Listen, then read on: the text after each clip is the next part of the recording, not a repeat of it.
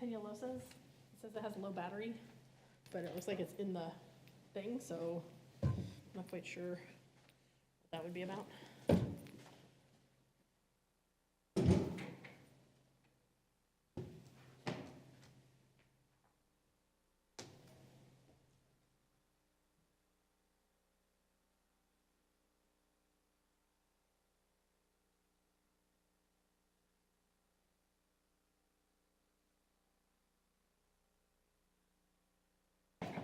Might have to order another picture or something.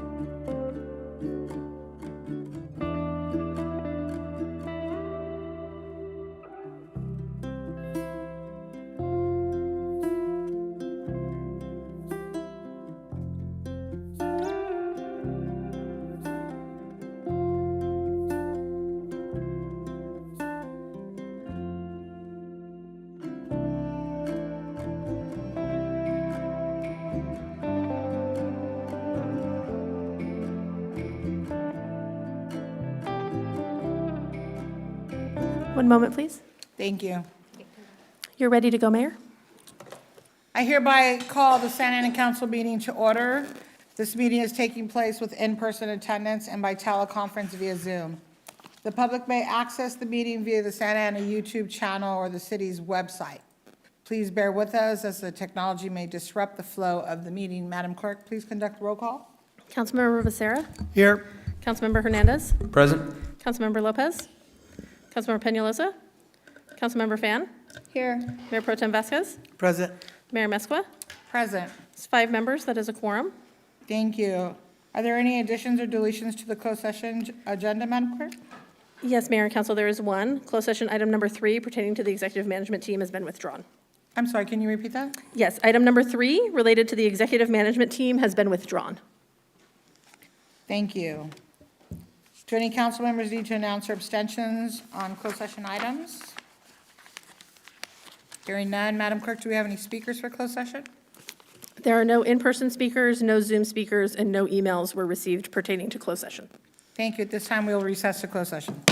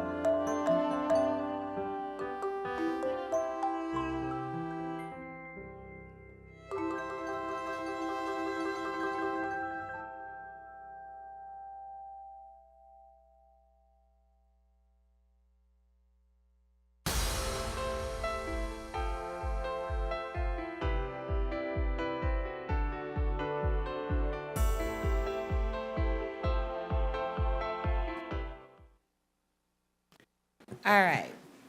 Lively bunch tonight. We appreciate that. Okay, let's get started. Madam Clerk, can you please start the meeting? Yes, Mayor, you're live. Good evening. I hereby reconvene the Santa Ana City Council meeting to order. This meeting is taking place with in-person attendance and by teleconference via Zoom. The public may access the meeting via the Santa Ana YouTube channel or the city's website. Please bear with us as the technology may disrupt the flow of the meeting. As a reminder, this is a meeting to conduct the business of the city of Santa Ana. As mayor, I'm afforded the opportunity to call for a recess or a break or to even clear the meeting room if a meeting becomes too disruptive to properly conduct business. Warnings will be provided prior to any action being taken. We appreciate your cooperation. For everyone's safety per the fire marshal, please do not stand or place objects in the aisles, in front of the dais, along the back wall of the council chamber, or in front of entrances or exits. During city council presentations and oaths of office, guest individuals being recognized are invited to come to the front to take photos. Madam Clerk, please conduct the roll call. Councilmember Becerra. Here. Councilmember Hernandez. Present. Councilmember Lopez. Here. Councilmember Peñalosa. Present. Councilmember Fan. Here. Mayor Pro Tem Vasquez. Present. Mayor Mesqua. Present. All 7 members. Thank you. Madam Clerk, before we proceed to the Pledge of Allegiance, please make your announcement. For members of the public on Zoom or teleconference to request to speak during public comments on agenda or non-agenda items within the city's jurisdiction, you must dial *9 from your phone or click the button labeled Raise Hand from Zoom now to be in the speaker queue once public comments commence. This does not apply to public hearing item number 26, for which comments will be heard during the specific public hearing. Please hold your comments on that item until called upon during the public hearing. Thank you. Thank you. Just to be noted, during the national anthem, the students will come behind the council so that their director can stand in front of us, and they'll be singing the national anthem. Pastor Durley, please, if you can lead us in the, oh, I'm sorry, I'm off. I guess I should put my glasses on. Pledge of Allegiance, Deputy City Manager Sylvia Vasquez, please.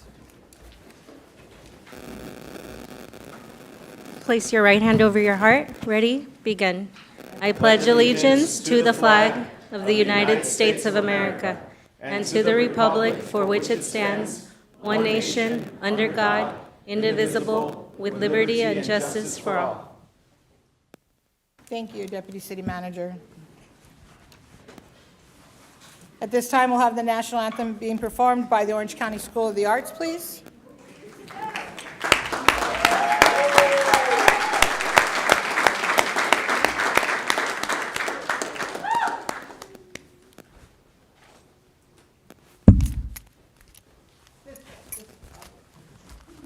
Get out of your way.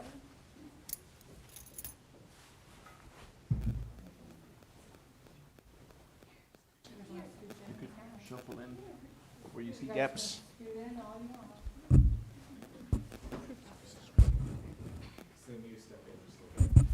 just want to be a little closer together. Here, let me move this chair. There you go. I'm gonna sing too. Sounds good to me.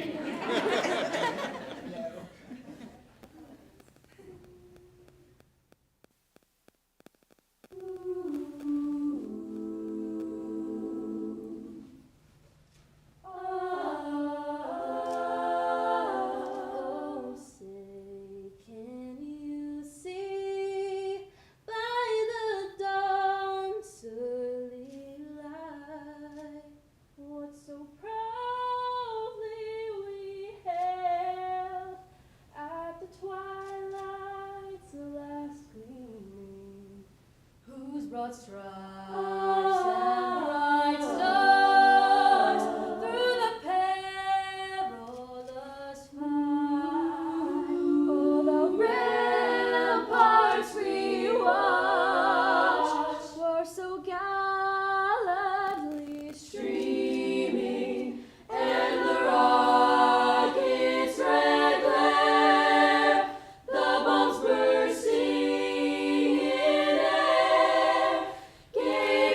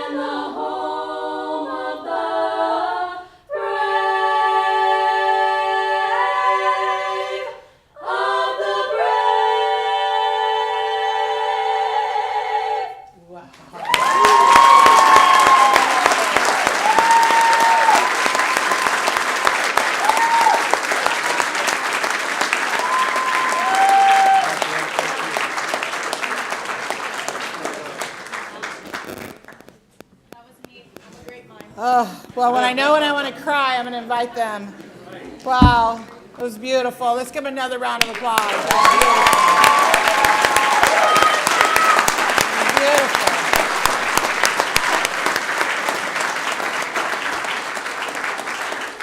We live in such a wonderful country, so thank you. Pastor Durley, please. Come on. Pastor, thank you. This right here? Yes. Thank you. Pastor Hurley? Hey, thank you. Guys, you put me in behind that phenomenal. But I did not hear you sing, though. I thought I heard you say you was going to sing. Try not to cry. Yes, ma'am. Yes, ma'am. Amen. To the mayor and your staff and other city officials, I greet you all. Thank you for this opportunity to provide words of inspiration. I pray that I meet your expectation. We have gathered on what is known in the religious community as Holy Week. Nestled between Palm Sunday and Easter or Resurrection Sunday, we have this Tuesday. It is recorded that it was on the Tuesday of the Holy Week Judas had met with the religious leaders and had agreed to betray Jesus. We have come to believe that Judas carried out those acts on Thursday or Good Friday Eve. The point I want to get is that in spite of the outward appearance of Judas and Jesus' relationship, at some point the relationship did not live up to the exterior exhibition. It appears that Jesus and Judas' relationship was pretty as a flower, but when tested, the relationship withered. What I mean by the statement is that Jesus and Judas' relationship could have been observed as being pretty. What I mean is that it was pretty, but Judas was listed as the money keeper. Pretty, for Judas was always included in the list. When the 5,000 was fed, Judas was there. When Jesus calmed the seas, Judas was there. Palm Sunday, Judas was there. Even at the Last Supper, Judas was there, but he did not stay for the entire meal. But Judas was included. From the outside looking in, one could assume that Jesus and Judas' relationship was pretty as a flower. But it was on the Tuesday of the Holy Week that the prettiness of their relationship changed. The relationship lacked the tenacity of weeds. It's believed that Judas did not see a future with Jesus, especially since Jesus stated that he was to be crucified. When I refer to the tenacity of weeds, I would venture to say that none of us actually plant weeds, yet they are there and they grow. None of us intentionally water weeds, yet they are there and they grow. Even covered by concrete, yet they are there and they grow. Weed killer stops growth for seasons, but after good rain, weeds grow again. When it comes down to building a community of a diverse makeup, I don't want us to choose one or the other. I don't want us to choose a pretty flower or having some weeds. I want both. As we try to lean in on one another, we can look pretty with all of the photo ops. We can look pretty with all of the official invitations, but let us collectively cultivate a relationship that will grow with the tenacity of weeds.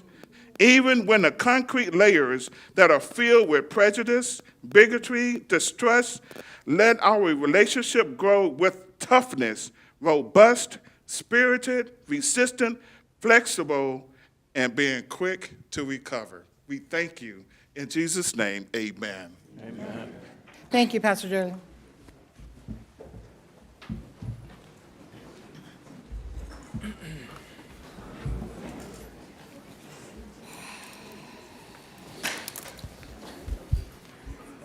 All right, let's get started here.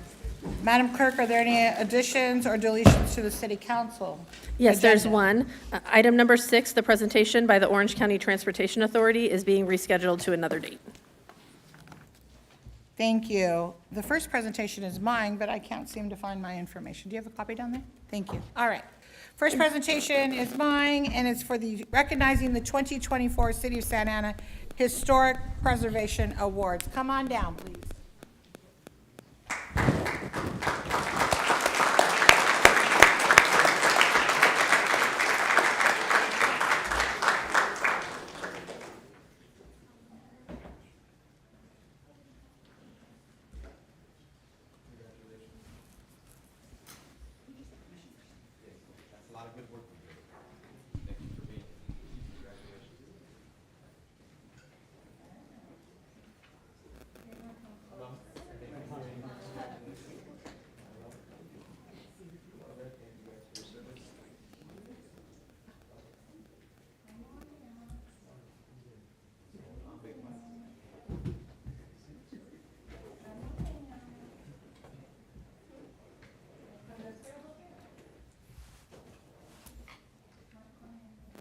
Can't hide in the back, you're too tall.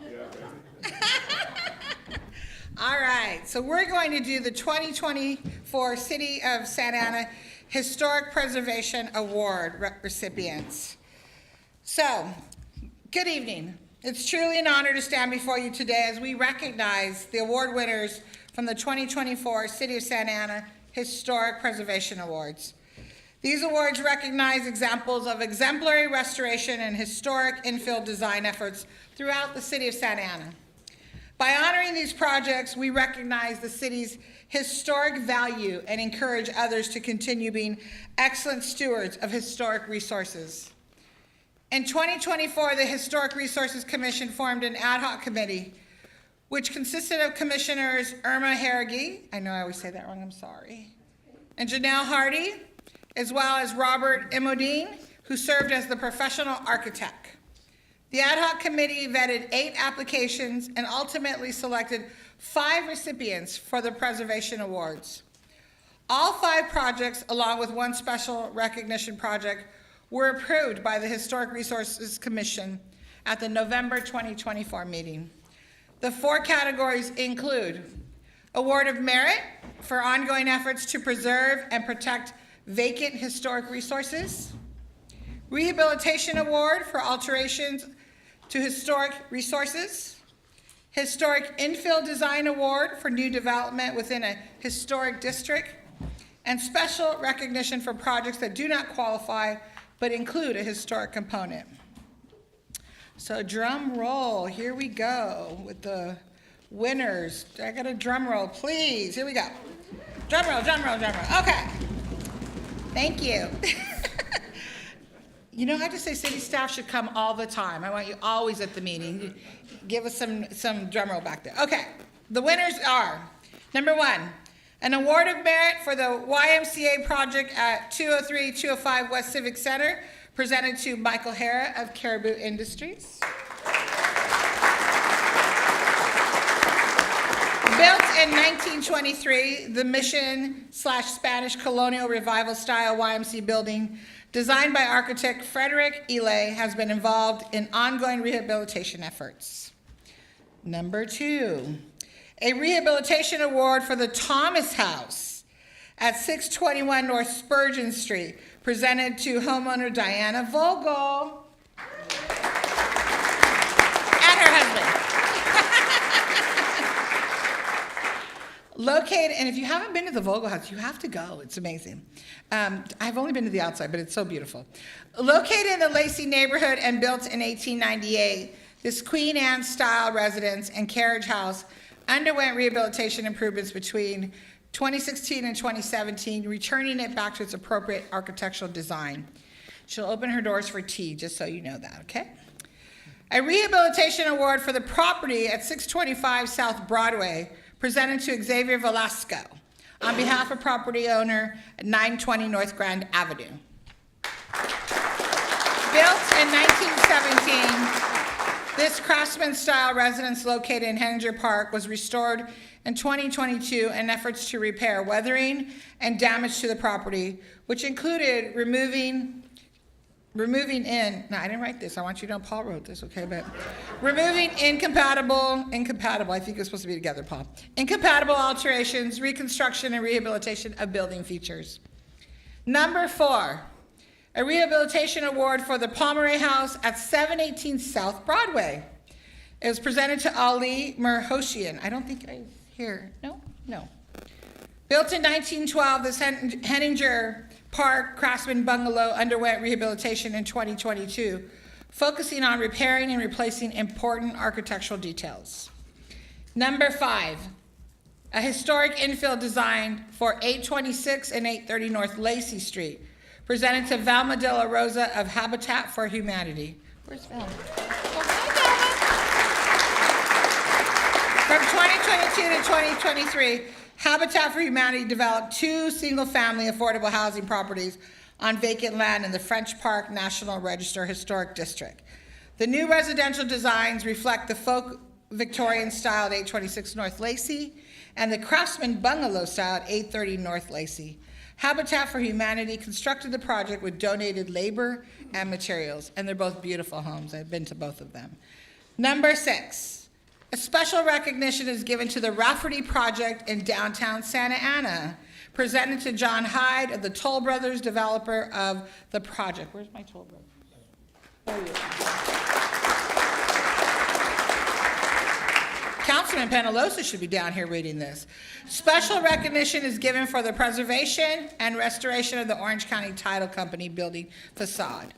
Again, we'd like to thank our Historic Resources Commission and the Ad Hoc Committee for their hard work in reviewing these applications and for promoting the preservation and rehabilitation of these beautiful community resources. And you ask, why is this important? It is important because in the city of Santa Ana, we like to preserve the history that we have here in our city. And that is why this commission is so important and these awards, because all these projects, and there are others, but these projects were selected, they keep it together. This is the history that you can look back from people who've been here for a really long time to say, that building, wow, look at that. Look at what they did. And they were able to keep the history of Santa Ana. And so I really just want to thank them, and that's why I'm honored to give this award. So is there somebody who'd like to come up and speak? Go ahead, come on. Thank you guys so much. We do want to recognize Dan Weaver. He is the original person who restored our home. We accredit him for a lot of the architecture that was put back in place to preserve the Thomas House, but we do want to take credit for reintroducing it to our neighborhood. We love our neighborhood. We open it for tours, teach the history of the Thomas family, and anyone who's ever owned our home since then. So we're grateful. So we're going to share this with Dan Weaver. Thank you. Anybody else? First of all, I would like to thank the city for the tremendous partnership that they have provided Habitat. And in addition to receiving this award, the city did provide funding to make those homes as beautiful as they are in that wonderful community. I would also like to thank Arlene Edjurian, Katie Flores, and Eileen Brito, the architectural team that helped make these beautiful homes happen. Thank you. On behalf of the commission, I'd like to introduce a few of our commissioners. Commissioner Rincon, Commissioner Irma Harrigan, Commissioner Janelle Hardy, and myself, I'm Ed Moranchi. I just wanted to say congratulations to all the winners, and we're getting ready to announce nominations for our 2025. So if you know of any historic properties, please nominate them. And also, if you want to learn anything about the commission, historic preservation, you can go to santa-ana-org/historic-preservation. Thank you very much. Oh, you want to come up? I'm sorry. Thank you so much, Ms. Mayor, and City Manager, and especially the City Council for being a great part and a great team of what's going on in our community today. I'm extremely honored. I have been working here in Santa Ana for 33 years, and I was, I think, 12 when I got here, something like that. And but it's really a great honor to have such an award after spending a lot of time not only preserving the YMCA building, but several, maybe up to like 15 different other buildings that we've totally rehabbed all the way to new condition. And we look forward to doing great things with the city over the next few years and building out the city to be the #1 capital city in the United States. And we're here to do good things for good people, and we want to give back to those less fortunate. Thank you.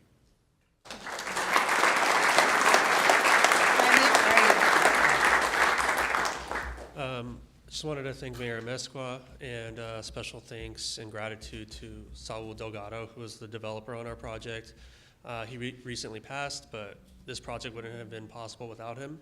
And special thanks to Julie and Cindy, and Danny, and Peely as well. So thank you.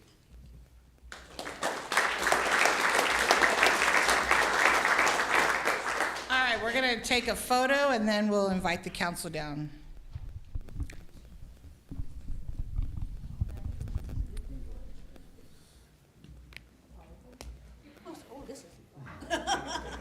Get closer here a bit.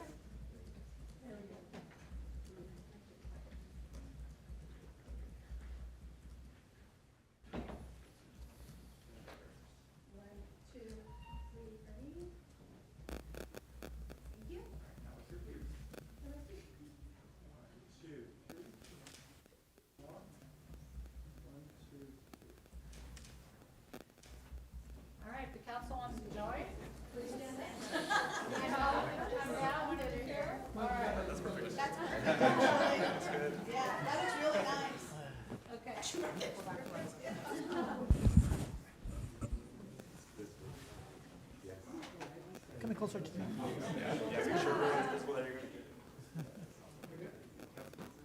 Or maybe either a little to the right or left. Either way.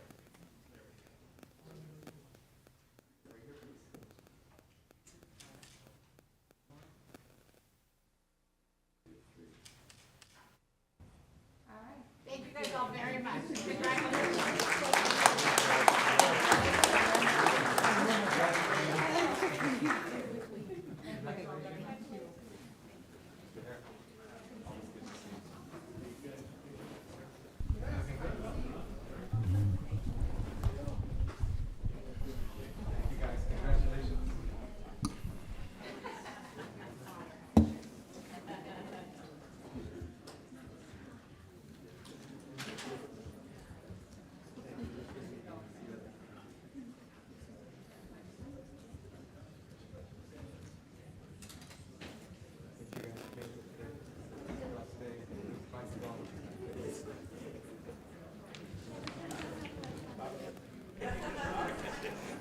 So let me ask everybody, who liked the national anthem earlier? Right? So guess what? I'm going to recognize the school that produced those wonderful, talented singers. Taryn, if I could have you come up.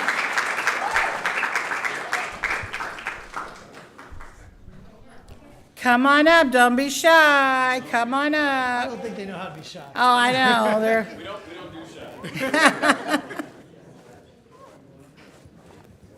How are you?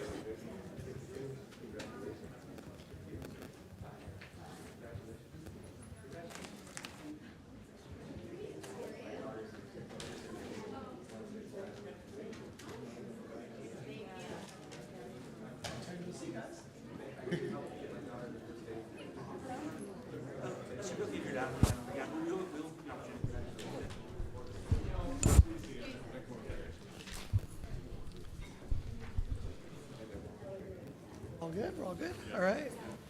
So tonight, we recognize the remarkable achievements of the Orange County School of the Arts on their 25th anniversary being located right here in Santa Ana. OSHA was founded in 1987 as a small after-school program. Then OSHA moved to Santa Ana in 2000, where it grew into a premier public charter school. Today, it is ranked the number one charter high school in all of California, serving over 2,300 students in grades 7 through 12, offering an exceptional blend of arts and academics. OSHA's impact extends far beyond the classroom, with an outstanding 99% graduation rate and numerous national accolades. OSHA has become a cultural beacon, enhancing the vibrancy and diversity of our community. Over the past 25 years, OSHA has invested more than $70 million into our local economic development and has created over 1,000 jobs. OSHA's community engagement is equally impressive.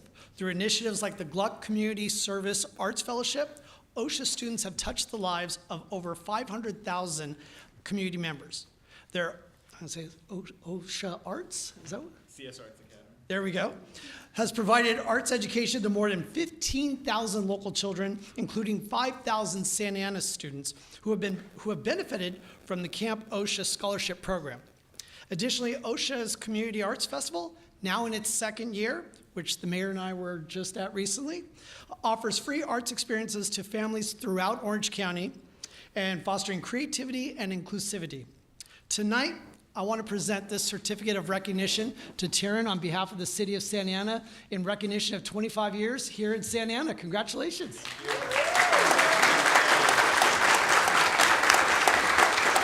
Thank you all. Thank you all very much. We appreciate the recognition. Councilmember Becerra, Mayor Amezcua, members of the City Council, and the incredible Santa Ana community, thank you so much for having us here tonight. On behalf of OSHA, we are deeply appreciative of this humbling recognition. It's truly humbling to stand here and to reflect on what the past 25 years in Santa Ana have meant to our school. 25 years ago, the city of Santa Ana not only welcomed OSHA with open arms, but has since become a true partner in our mission to serve students here and beyond. The city has played an essential role in our growth and success over the years. Your belief in the transformative power of the arts and your support for our students and our programs have enabled OSHA to flourish over the past 25 years.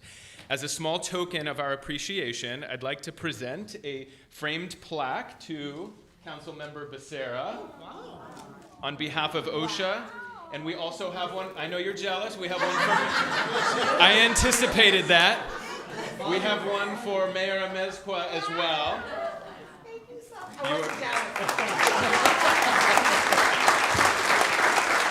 And this is a heartfelt thank you for your 25 years of support and partnership and belief in the school in Santa Ana. Thank you again for helping us to create a space where young artists can dream big and achieve more. And Phil, on a personal note, thank you so much for your support. You have been a wonderful friend to OSHA, to me, and to our community, and deeply grateful for all that you do for all of the residents in Santa Ana. Thank you all. And before we wrap up, I want to invite one of our wonderful students who sung for you earlier, Isabella, to say a few words, if I may.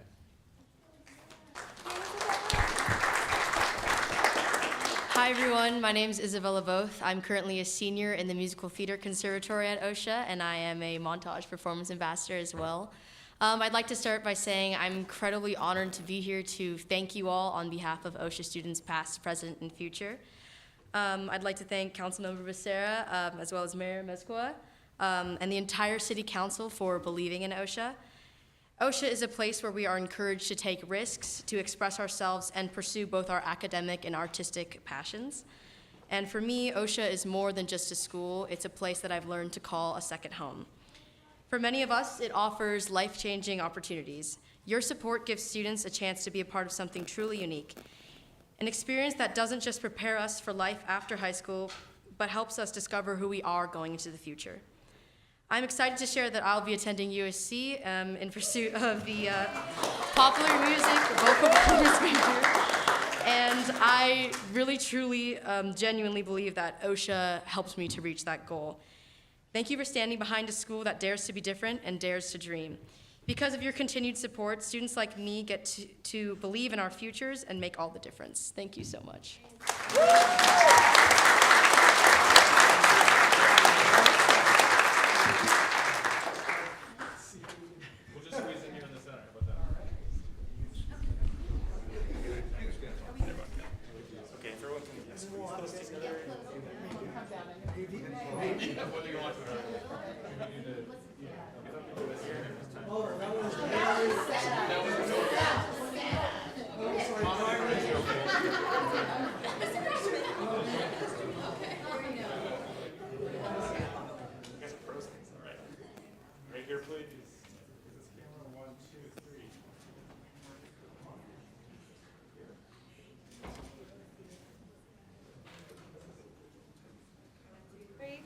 One, two, three. All right, let's go down. All right, everybody, come on down.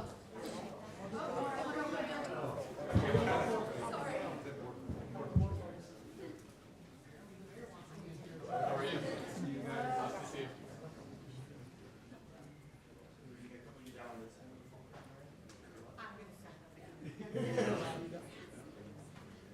Can I stand by?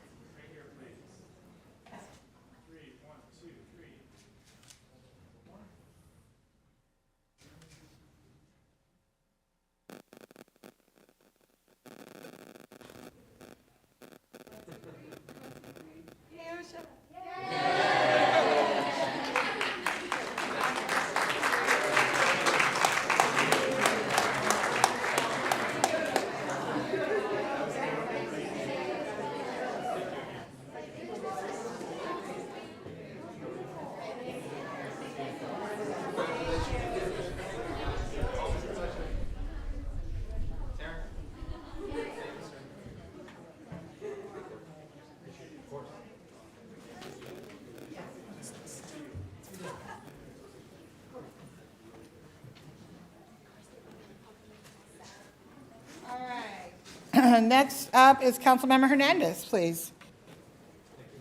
With Dr. Annabelle Neary for outstanding contribution to education, please.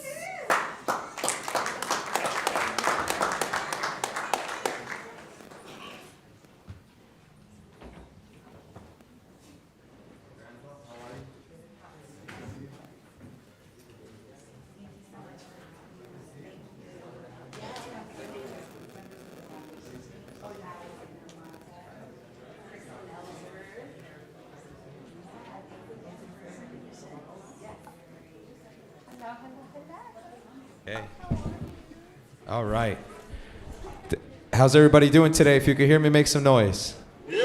All right. We have a beautiful recognition before us today, April 15th, 2025.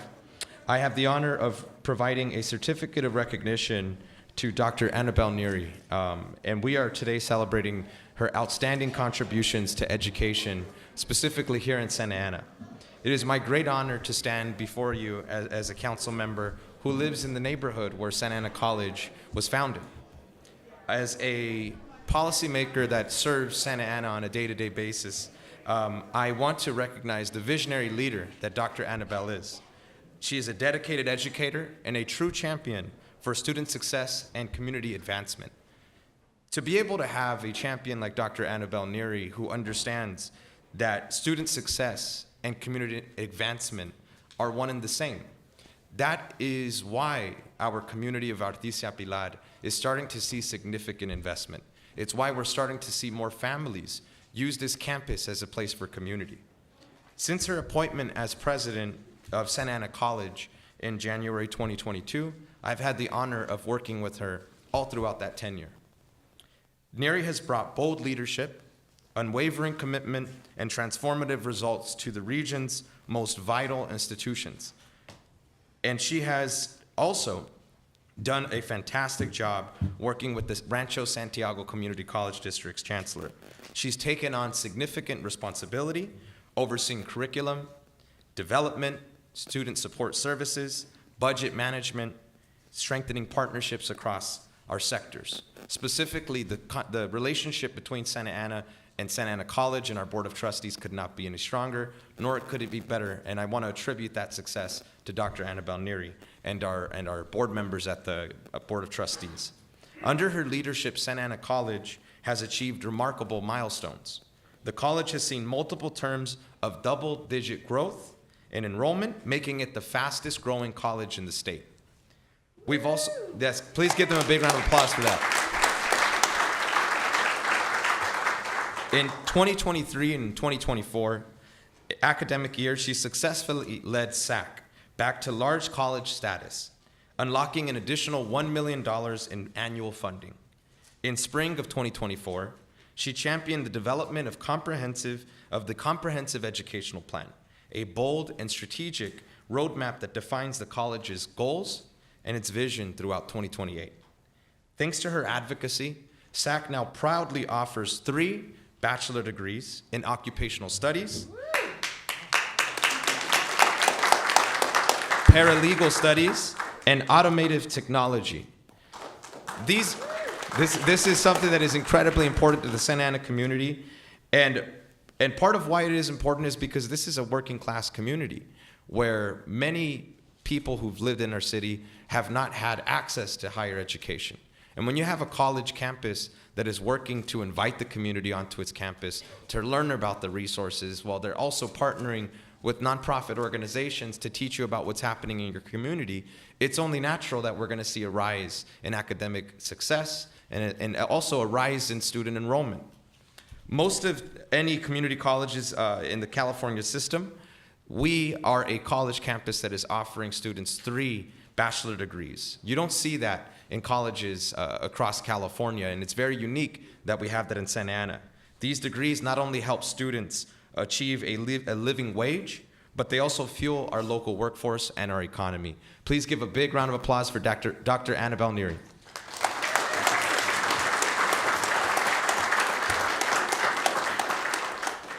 First of all, I'd like to thank City Council Member Hernandez for this incredible honor. I'd like to thank the mayor and the members of the City Council. You know, I always like to say, I love when people ask me what I do for a living, because my favorite thing to say is I am the very, very proud president of Santa Ana College. The vibrant city of Santa Ana and the partnership we have with the city and the City Council and the Board of Trustees will provide countless educational opportunities. As the City Council Member Hernandez just shared, we are the 2nd largest college out of 116 California community colleges. When I arrived to Santa Ana, it was in a 25%, 30% deficit.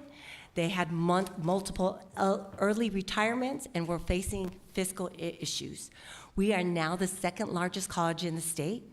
Out of 116, we have had the largest growth in about 2.5 years in the entire history of the California Community College system. And what that means for our community in Santa Ana is we offered hundreds and hundreds of additional jobs while other educational institutions were letting go jobs that were living wages and salaried. We increased from serving 30,000 students to 77,000 students. We are now larger than some Cal States and some UCs. In addition to that, we offer the most bachelors in the California community colleges.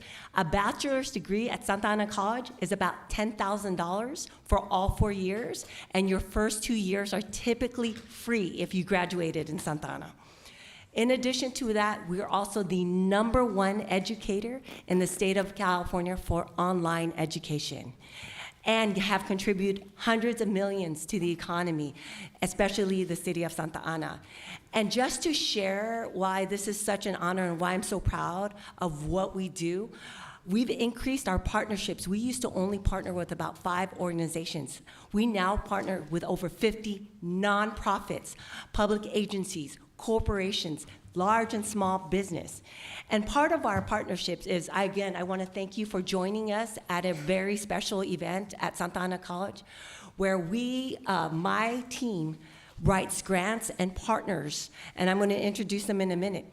We worked with AT&T to give hundreds of free laptops, and City Council Member Hernandez helped me distribute them to our foster youth students, to our veteran students, to our students from underrepresented groups, and to our undocumented students.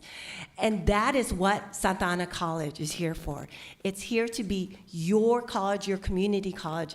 And again, I want to thank you for joining me in that distribution, which they all got free laptops, and I want to thank my executive director, Christina Romero, who actually wrote the grant, and her team consistently brings millions of dollars for our students to offer them free education, housing costs, emergency funds, so that there is no barriers here in Santa Ana.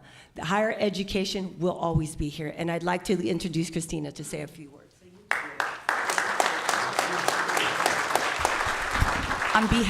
Good evening. On behalf of the Santa Ana College Foundation, I just wanted to reiterate our mission. Our nonprofit mission is to support Santa Ana College.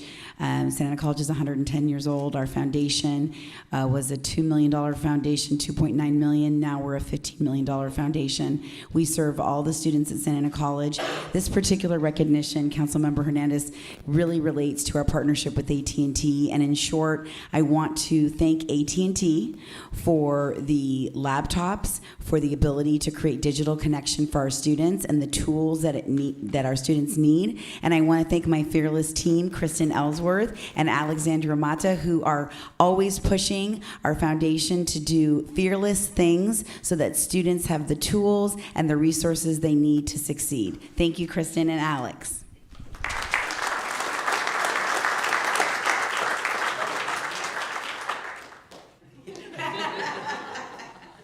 And just again, if we can give them a big round of applause, bridging the digital divide looks like this.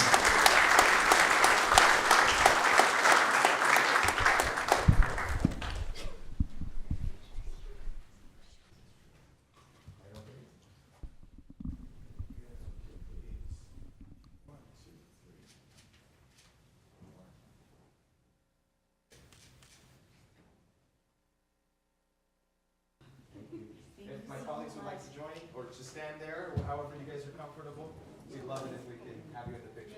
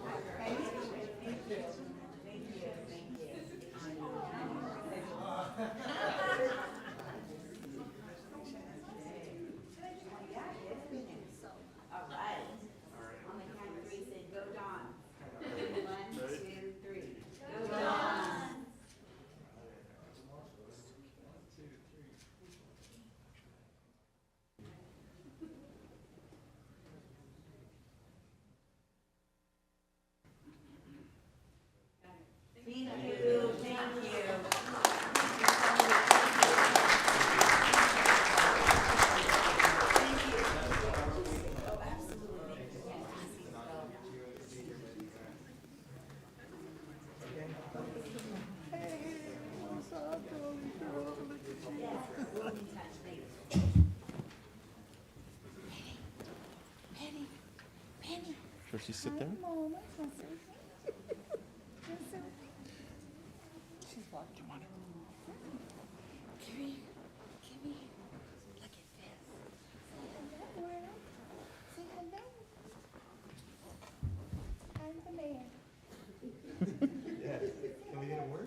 Oh, sorry, go ahead, Councilmember Lopez, sorry.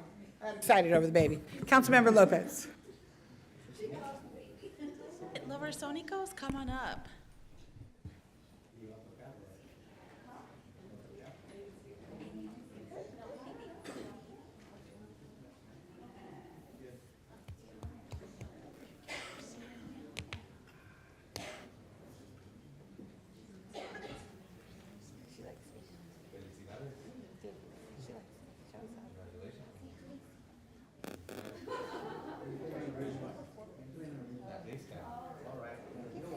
Hey, they brought instruments, they gotta play.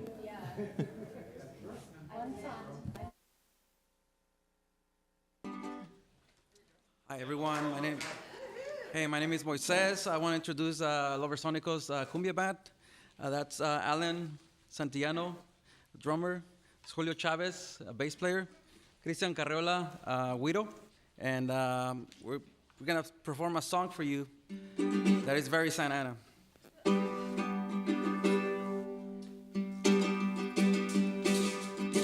Santa Ana querida de mi corazón, tú eres la ciudad de mi adoración. Yo nunca me olvido de dónde soy. Te llevo en el corazón. Vamos a la 4 a tirar vacilón. Pa' estar con mi gente no hay un lugar mejor. Suena la jarana, suena el marimbol, suena son del centro, entonando un son. Qué bonita es Santana, qué bonita es Santana, sí señor. Qué bonita es, qué bonita es, qué bonita es Santana. Qué bonita es Santana, sí señor. Qué bonita es, qué bonita es. En el mes de noviembre a nuestros muertos celebramos. Levantamos altares y su vida recordamos. Dicen que solo muere aquel que es olvidado. Dicen que es eterno aquel que es recordado. Qué bonita es Santana, qué bonita es Santana, sí señor. Qué bonita es, qué bonita es, qué bonita es Santana. Qué bonita es Santana, sí señor. Qué bonita es, qué bonita es. I'm chasing a paletero, and far away I can hear an elotero. Mi gente trying to make ends meet, selling their goods pa' la renta y pa' vivir. Qué bonita es Santana, qué bonita es Santana, sí señor. Qué bonita es, qué bonita es, qué bonita es Santana. Qué bonita es Santana, sí señor. Qué bonita es, qué bonita es. Don't wanna hear about the problems, for once. Don't wanna hear about the crime. I wanna hear about the theater and the music and the beautiful murals on the walls. Beautiful jacaranda trees. Green parrots visit us with their song. Mi gente incansable que lucha por ver cambios. Mi gente de Santa Ana es de valiente corazón. Qué bonita es Santa Ana, qué bonita es Santa Ana, sí señor. Qué bonita es, qué bonita es, qué bonita es Santa Ana. Qué bonita es Santa Ana, sí señor. Qué bonita es, qué bonita es, qué bonita es Santa Ana.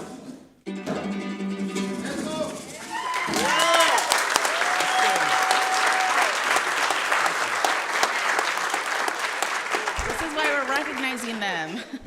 So I really had the privilege of first meeting Los Sonicos at different community events, and from that moment, I knew that they were something that had to be recognized. They're not just a band. Los Sonicos really represents the heart and soul of our community, bringing people together through music, passion, and undeniable spirit. What makes Los Sonicos stand out is not just their incredible talent, but the way they give back to the community that has supported them.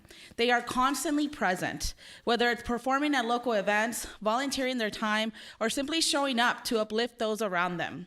Through their music, they showcase our heritage, inspire cultural pride, and ensure that the stories and traditions of our community are honored and passed on to future generations.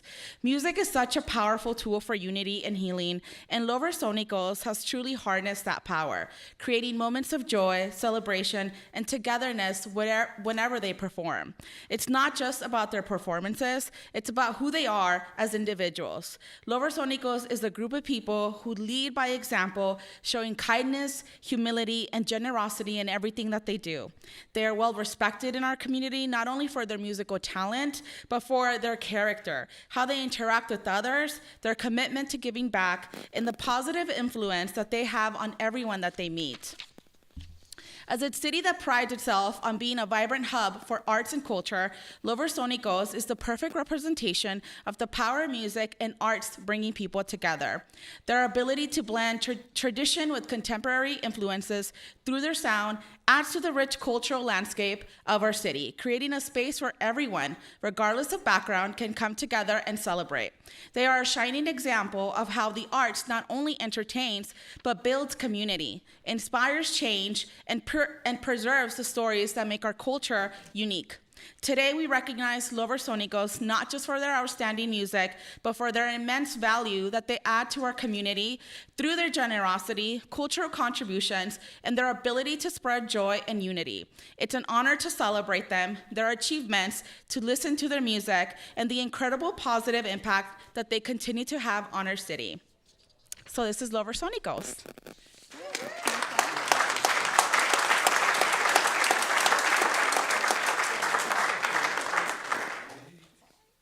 Hi, so thank you, Councilmember Jesse Lopez and rest members of the council and mayor. This band was created really to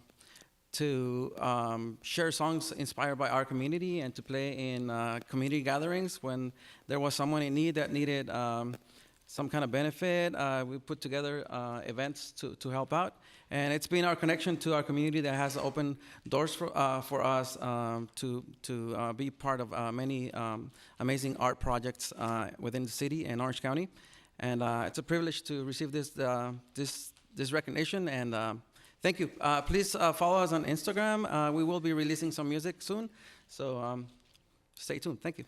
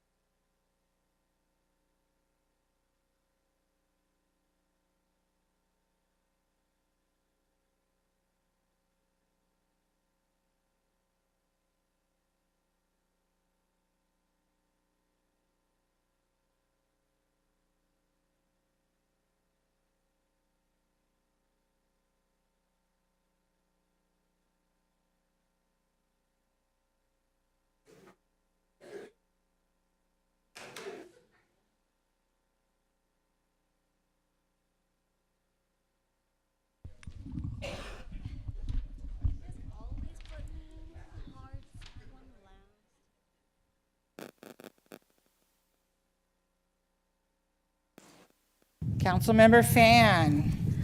Hi, good evening, everyone. Okay, I don't have any musical instruments. May I please invite up my guest, my special guest? Yeah, that's right. Okay.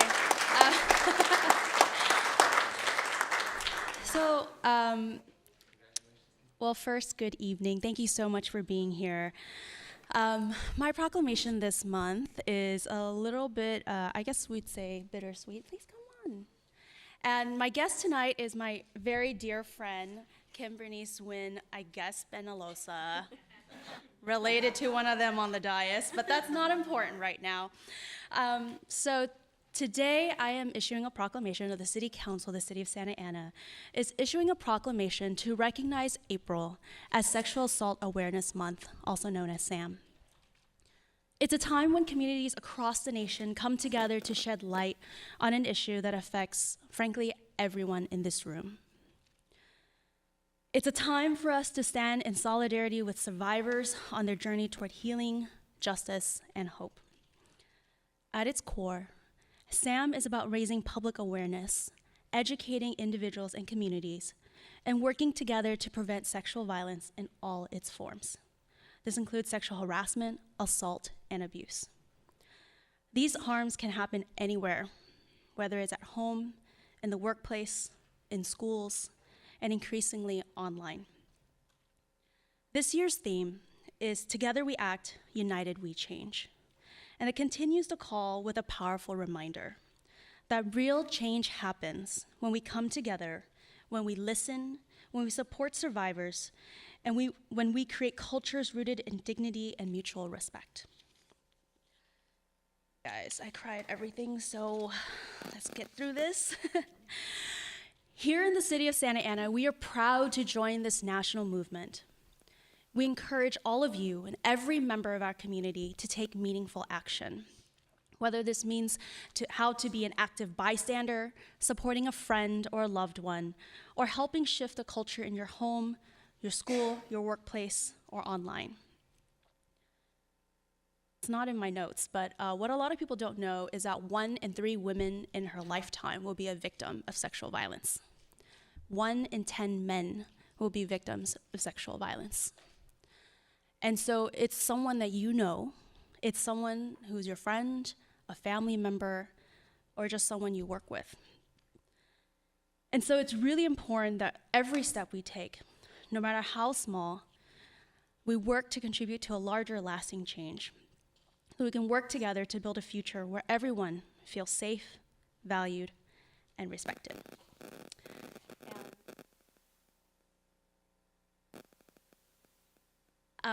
Well, in the past, we've issued this proclamation, whether it's with Councilmember Lopez or Councilmember Benalosa, we've issued this proclamation to different organizations in the city, including our very own Family Justice Center. But this year, I wanted to recognize someone who I believe truly embodies what it means to advocate for each other. Oh my God, okay, now I'm gonna start crying. Who, as a young woman, stood up during the Me Too movement and bravely let others know that she is a survivor.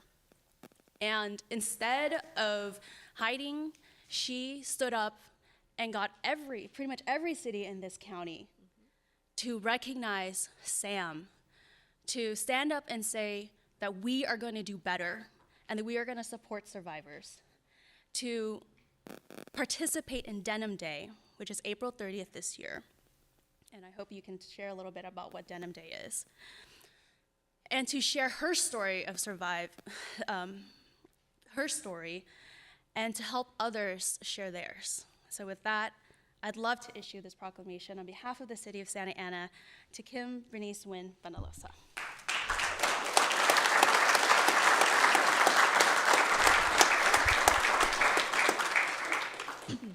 Thank you, Councilmember Fan, for this bittersweet honor.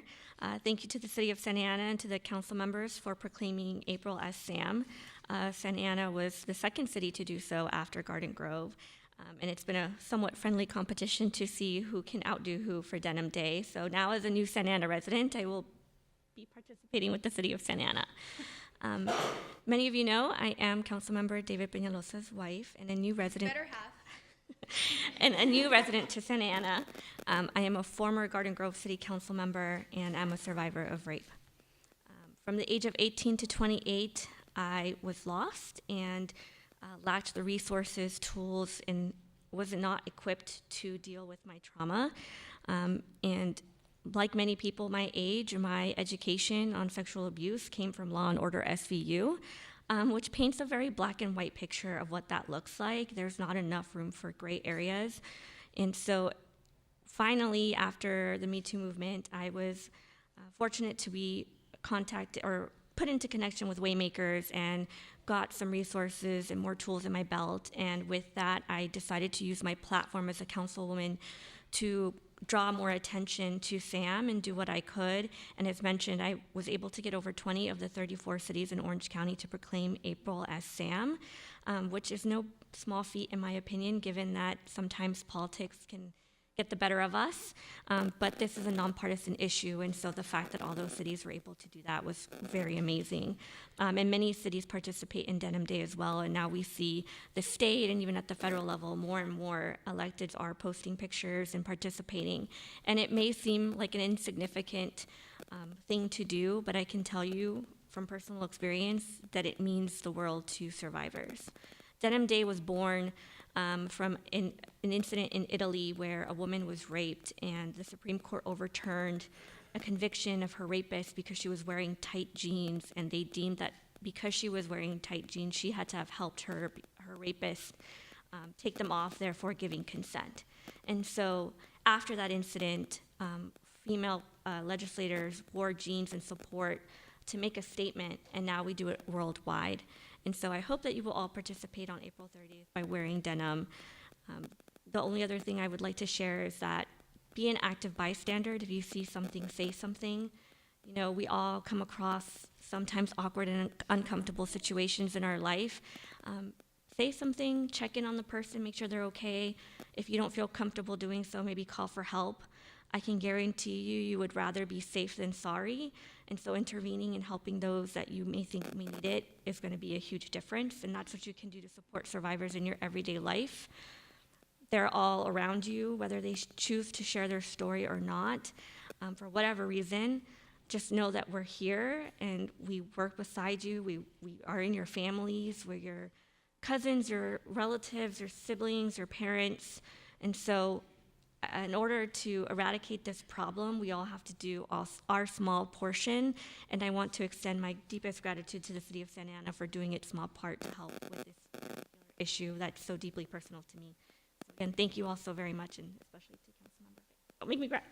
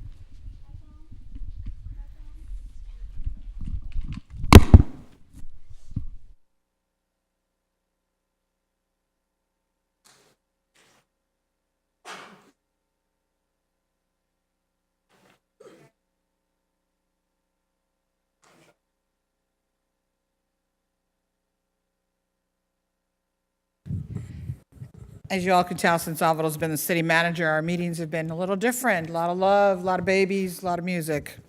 I think he set us up that way. All right, at this time, Madam City Attorney, do you have anything to report out of closed session? Mayor, council members, and members of the public, we did have a number of closed session items this evening. There was one reportable action item on the agenda. The city council voted 7-0 to approve In the case of Mendoza versus City of Santa Ana, a settlement of $138,000, and that's all the reportable action that I have. Thank you, Madam City. At this time, I'm going to change things up a little bit. I need to read something that I believe is very important to our community and to the council. Thank you, Madam City Attorney and staff, City Manager's Office, and Gaston for presenting this information to me here. In an effort to ensure transparency, accountability, and the effectiveness of our public safety initiatives, I convened an ad hoc committee alongside Mayor Pro Tem Ben Vasquez and Councilmember Phil Becerra to review the ordinance establishing the Police Oversight Commission. Our goal is to closely examine the framework and function of the commission, ensuring that it is operating as originally intended and serving the best interest of our community. We are committed to a thorough and balanced analysis that strengthens oversight, builds public trust, and enhances community safety for all residents. If you have any further questions, please feel free to reach out to the City Manager's Office. Thank you. At this time, we are going to now go to City Council to receive comments from the public on the agenda and non-agenda items. Madam City Clerk, can you please explain the public comment procedures and call the first speakers? Thank you, Mayor. Pursuant to Resolution Number 2023-047, speakers are requested to address the City Council directly and to refrain from profane language, racial epithets, and libelous or slanderous statements that disturb the decorum of the meeting. Pursuant to the Brown Act, the City Council may not enter into discussion at this time. Speakers will have 3 minutes for their comments. Before calling speakers, I'll report the summary of emails provided as of today, 2 p.m. I have to pause Hold for a on moment. 1 second. We have to pause. We don't have a quorum. We lost our quorum. I need a council member back, please. I'm sure you all went to the back room there. Just need one more Gaston, can council you member. call just one of them, please? Hold on 1 second, Madam City Clerk. I apologize. The Police Chief, would you like to step in, sir? You're more than welcome. So just be mindful as a council. I know you can hear me all throughout this whole building.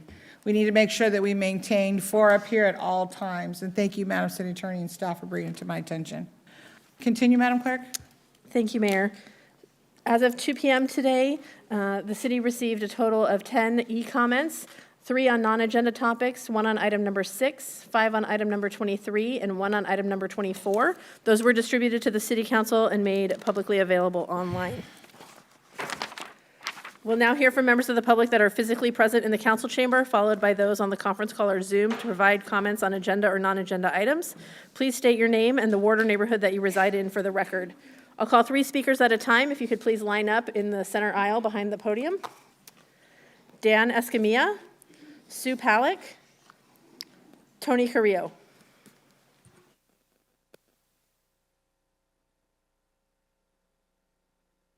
Come on up and raise the mic, and that way we can hear you. Thank you. May I wait until the full council reconvenes? It's an important matter. If they don't come back, I can't guarantee that they'll all be here, but you're more than welcome to speak now. May I wait 2 or 3 They minutes? can hear you. Can they? Okay. It's really up to you, but they can hear you. I prefer to wait. Thank you. We don't do that, sir, so, I mean, you're more than welcome to speak now. Okay. Thank you. All right. Honorable Mayor Amescoa and honorable council members, I'm here to speak about my pending lawsuit against the City of Santa Ana. My name is Dan Escamilla. I'm a graduate of USC.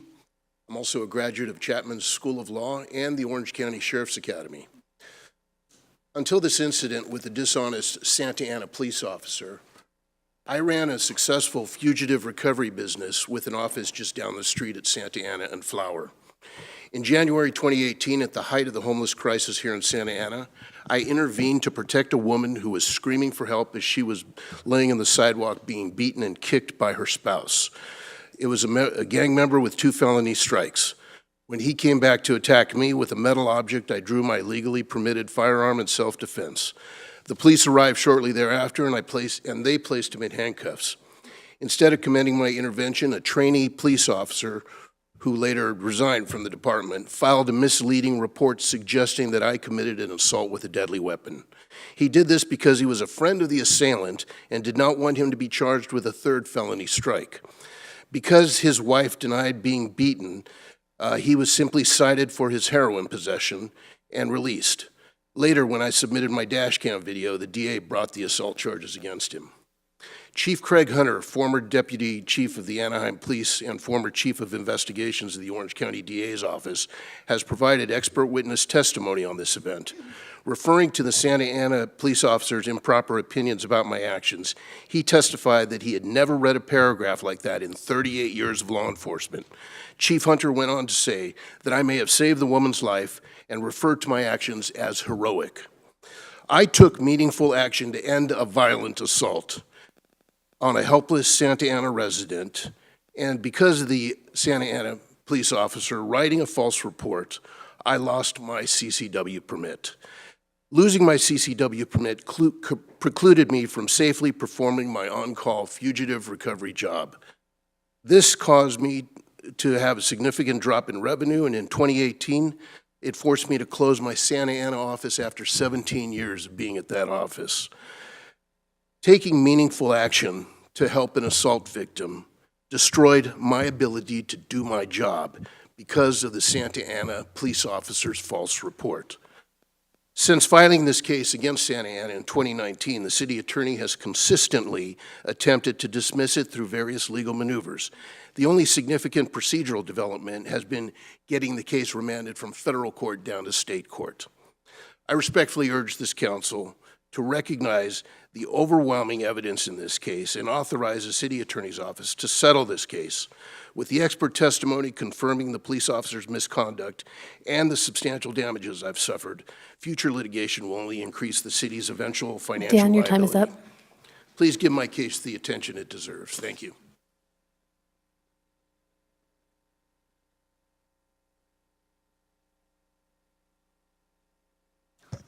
Hi, everyone. Sue Palick from Ward 4. Good evening, Mayor and council members. I have some serious things that I want to present to you tonight. Just with regard to the Sigerstrom accident. Can you speak a little louder, please? Yes, can you hear me okay? Thank you. What I'm about to say is from a tough love perspective because I care. And we have some really at-risk kids in Santa Ana, as I'm sure you know. The campaign against speeding and under the influence is long overdue for our youth. We need special assemblies in our schools tailored for mothers against drunk drivers, strong speed warning signs on enticing, treacherous roads like Sigerstrom, Alton, MacArthur, and surprise appearances by our motorcycle officers on these deadly stretches. We need no tolerance enforcement for speeding with stiff fines and no exceptions. We need a crackdown on black tinted windows. I call them the stealth windows for racers. We need a ban on modified, loud, revved up mufflers announcing game on. We need to fund the traffic division specifically for more motorcycle officers and whatever they need to save lives. And we need role models in our community that promote the values of respect and love of country and life. Last year, I sat behind 3 defiant, giggling teen boys, about 15, who refused to stand for the pledge. Councilman Hernandez, I know you can hear me. You always seem to be absent when I come forward. But in my opinion, you're not a good role model for any of our teens. Your Pledge of Allegiance protest has lost this oomph. I am actually glad you leave the dais before the pledge now. You have been in the news with anti-police sentiments that have spilled over into council meetings, and all of this, I feel, has not been a good role model for any of our impressionable young people. I have wondered if there's not a conflict of interest when voting on police matters, given your animosity towards the police. And Councilman Vasquez, I'm sorry to say, in my opinion, you are not a good role model either, and you are a teacher at Valley High. In your no apology speech for having children's marches, you left out mention of no apology for leading our youngsters to grow up to be the next generation of protesters. I don't know how that's working out for everybody, given what's happening at our universities. The budget, in my opinion, council member votes that smack of subtle ways to defund the police are no longer so subtle. The community wants more traffic police. This is brought home in discussions at the kitchen table because of the tragic deaths of 5 beautiful young people. And we need a vibrant PAL more than ever. The uniform means something to these PAL kids. It's a place of fun, help, support, and encouragement, and a safe place for school and reinforcing values to carry them into a healthy teen life and into adulthood. My prayers and my heart go out to all of the families in the community. Sue, your time is up. Thank you. I'll be back. Next three speakers, Tony Carrillo, Nancy Robles, Laura Morfin. Good evening. Mayor Pro Tem, esteemed council members, city manager. My name is Tony Carrillo. I'm an employee of the city of Santa Ana and an SEIU member for 14 years. And I'm here tonight with a few of my friends that are still here.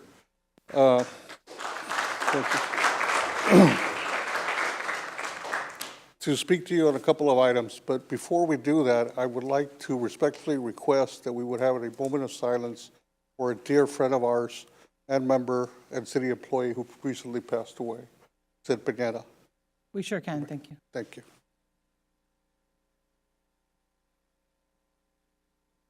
Thank you.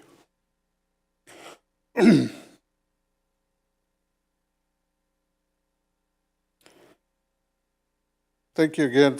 My name is Tony Carrillo, and I am the current bargaining chair. And I come to you tonight with the inspiration that we could have a collaborative team effort of bargaining. That we can come together and have a contract that results in a atmosphere that we can attract the talent and the expertise that we need to be able to follow the vision that you have set forward, the love that you have for this community. So I just simply want to ask that while we do this, that it will be a fair process and a process that is mutual for both of us and be able to comprehend what we need to do in order to bring the services that this community really deserves. We know that you love this community as much as we do. We've been here for many years serving this community. It's part of our heart.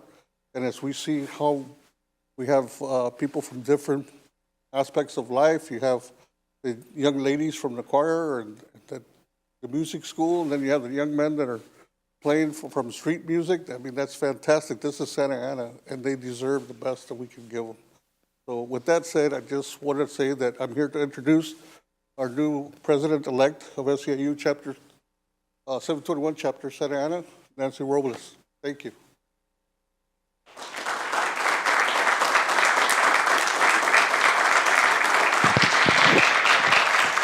Thank you, Tony. Good evening, Mayor Amezcua, members of the City Council, and City Manager Nunez. My name is Nancy Robles, President-elect of Local 721 Santa Ana Chapter. Thank you for placing your trust in this workforce to help deliver your vision to the residents of this beautiful city, a city we proudly serve. The Local 721 Bargaining Committee is privileged to represent the dedicated employees who work hard every day to help the city thrive. We appreciate the opportunity to engage in meaningful dialogue that leads to a fair and sustainable contract, one that reflects the value of our contributions and the mutual respect we share with each city leadership. Together, we are building a stronger community, one that supports its workers while continuing to provide exceptional service to the public. Over the years, there have been many trials and tribulations, but nothing this workforce cannot endure. Local SEIU 721 employees are a resilient, hardworking group, and 43 of your SEIU labor force live right here in the city they serve. I want to thank you once again for your time, your leadership, and your continued commitment to the people who make this city run. By continuing to work together in good faith, we can ensure a brighter future, one built on fairness, dignity, and shared success. We look forward to continuing this journey with you as your allies, as your neighbors, and ultimately as proud public servants. Thank you.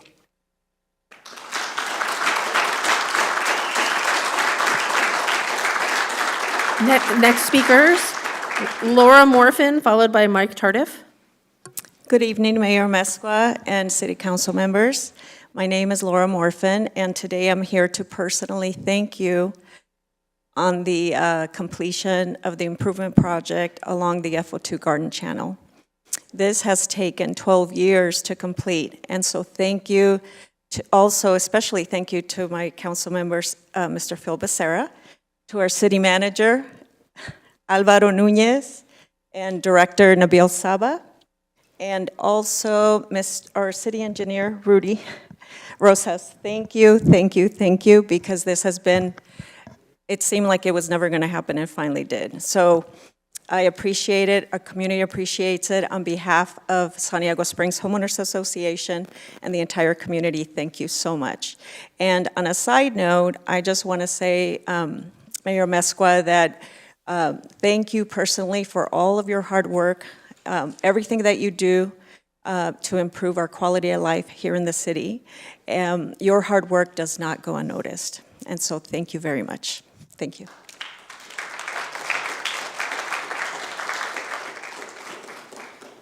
Mike Tardif.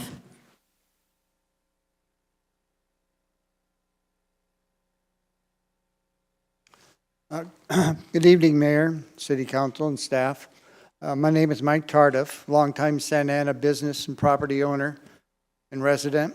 I support what you are considering doing here to eliminate the drug nuisance problems on First Street. Hopefully this means of using a nuisance abatement ordinance will rid the area of the undesirable drug element and have a positive effect on the homeless situation as well. A similar situation exists in the SD 84 Transit Zoning Code area, with a few bad actor nuisance businesses causing significant problems there. I would suggest that rather than removing the M1 light industrial zone and eliminating hundreds of clean industrial businesses and thousands of jobs, you could use this same nuisance abatement ordinance means to target the 3 or 4 bad actor businesses in the transit zoning area, which degrade both business and residential neighborhoods. Residents don't want to unnecessarily shut down clean industrial businesses and eliminate jobs. They want quiet, clean, uncrowded neighborhoods. Please give them that and eliminate the nuisance businesses in SD 84. Save the neighborhoods and Santa Ana jobs. Thank you. Mayor and City Council, that concludes the public speakers that are present. We'll now hear from the Zoom speaker. When unmuted, please announce your name and the ward or neighborhood that you reside in within the city of Santa Ana for the record. Nina, please unmute and make your comment. Hi, thank you so much. My name is Nina Jurek. I'm a resident of Washington Square in Ward 5. Thank you for the opportunity to speak before you once again on a favorite subject, which is to secure a passive park in Washington Square. We know and see all of the hard work you and city officials are doing in Santa Ana, and thank you from the bottom of our hearts. Roads are being improved, libraries are being updated, new programs for our youth, our elderly, the unhoused are being routed to programs to help them, adding more personnel to SAPD, and the list goes on. Thank you. Our community shines through the many programs and improvements. Adding more green space to Santa Ana has been a directive for the past several years. Our neighborhood is in an environmental justice area, and we too would like green space, a passive, walkable park. The new park currently under construction on 10th and Flower is an example of a community, a neighborhood desire coming to fruition. This is a wonderful, active park, and it'll be a great addition to Santa Ana. Our requested park will be a terrific augment to this busy park. We envision trees, walking paths, and a small playground for the littles. A few picnic tables too. From a cost standpoint, it'll be minimal in comparison. We have been working on bringing this idea to City Council and the Parks Department for over 2 years. At last count, we have over 600 signatures on a petition in favor of a park. We have a willing seller of this vacant land. When he thought there might be an option for the city of Santa Ana for purchasing the land, he let it sit vacant in hopes of discussion with the city. It has been more than 2 years now without any contact, and as of today, he has listed it on the open market for sale. The Parks and Recreation Department toured it the summer before last, and all agreed that it is a great location. We respectfully urge the City of Santa Ana to evaluate this property for use of a walkable park. Thank you for your time. And Mayor and City Council, that concludes the speakers that were in the queue when public comments began. Thank you, Madam City Clerk. At this time, we're going to go into the consent calendar, items 7 through 25. Let's, Councilman Hernandez. No items to pull. I'll make a motion to move the consent calendar. Thank you. Councilman Becerra. Thank you, Madam Mayor. I'm going to pull item 19. I'm going to recuse myself on item 24 due to a potential financial issue. If the item is pulled for discussion and/or separate action, I will leave the dais. Thank you. Councilmember Fan. I'd like to recuse myself from item number 19 as Charitable Ventures is a client of my employer, Rattan & Tucker. If it is pulled, I'll leave the dais during its discussion. Thank you. Thank you. Councilmember Lopez. Yes, actually, I'd like to pull item 10 and 24. Thank you. Councilman Penalosa. Thank you, Madam Mayor. I would like to pull item 23. Thank you. And the items that I was going to pull were already called. Councilman Hernandez made a motion. I'll second your motion. Councilman Hernandez? Oh, I apologize.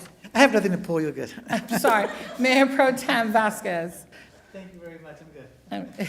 That's why he should sit over here or somewhere. I don't know. Sorry.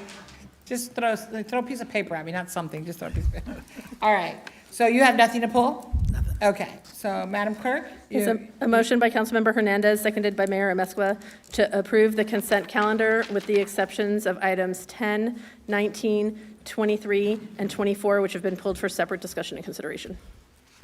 Thank you. For item number 9, Mayor, if we could have the vote first, please. Oh, I'm sorry. Please vote.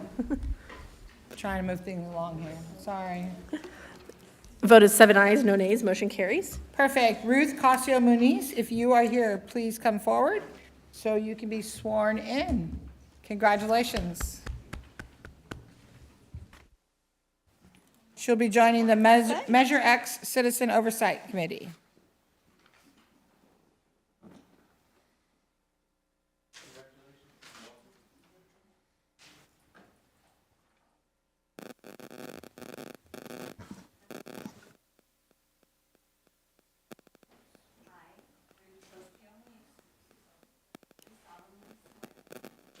That I will support and defend the Constitution of the United States and the Constitution of the United States of California against all enemies, foreign and domestic. That I will bear true faith and allegiance to the Constitution of the United States and the Constitution of the State of California. That I take this obligation freely without any mental reservation or purpose of evasion, and that I will well and faithfully discharge the duties upon which I'm about to enter. Thank you.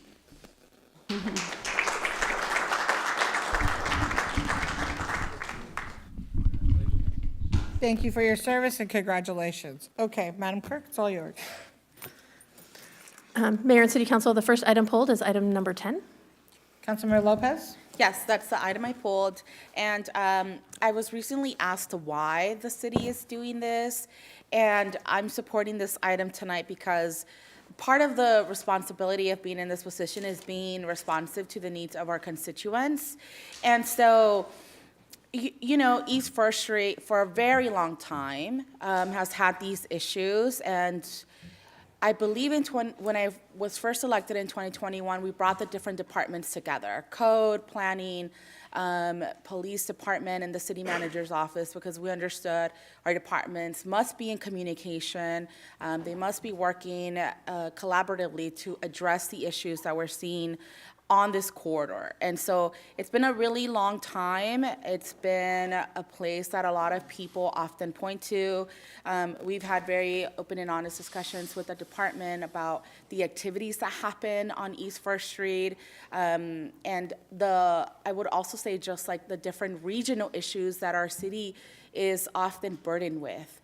And so for many years, we've seen just a consistent pattern of issues at certain properties that are not getting better, unfortunately. And so this really has impacted negatively the safety of our residents and our community because people mainly see the corridor that faces East First and fail to understand that there are families behind many of these businesses on both sides of the street. And so these legal actions are not are necessary actually to restore confidence and send a message that as a representative of this area, where I'm not going to tolerate properties that facilitate criminal activity with the support of course of our city manager's office and the public and the city attorney's office. PD, you know, I see you, Chief, thank you, and all the officers that do work there. We were often there on site with the different property owners, with different residents, and so the work that you're seeing, this agenda item that you're seeing be brought forth by our staff is really work that is a result of the collaboration that we've had for a really long time now. And so I really want to thank our staff for all the work that they've done. Again, starting the East First Task Force, meeting on a quarterly basis, making sure that we are implementing metrics in-house to ensure that we're not just there patrolling, but that we're actually helping to create a little bit of change there. And so this action doesn't have to be the end-all, be-all. I believe in due process, which has been an important component of what you're seeing here. And so I sincerely hope that the property owners can work with the city to resolve these issues, to become better neighbors to my families in the area. And I think part of what I guess we have to also address is you're seeing the most amount of housing built in this area. And so I think, for me, in trying to help make the city more affordable, bringing different ownership opportunities there with planning department, rental, at all different income levels, it can't just be that. We have to address the everyday issues because that is ultimately how you help a city grow and how you help retain good talent in our city. And so I really, again, just want to thank the different departments for the work that you've done. And City Attorney, I also just want to ask you to address on the record, because I've received emails, I've received these questions about why are you doing this, why have you not reached out to the property owners, and I would like for you to clarify, the work that we have done here.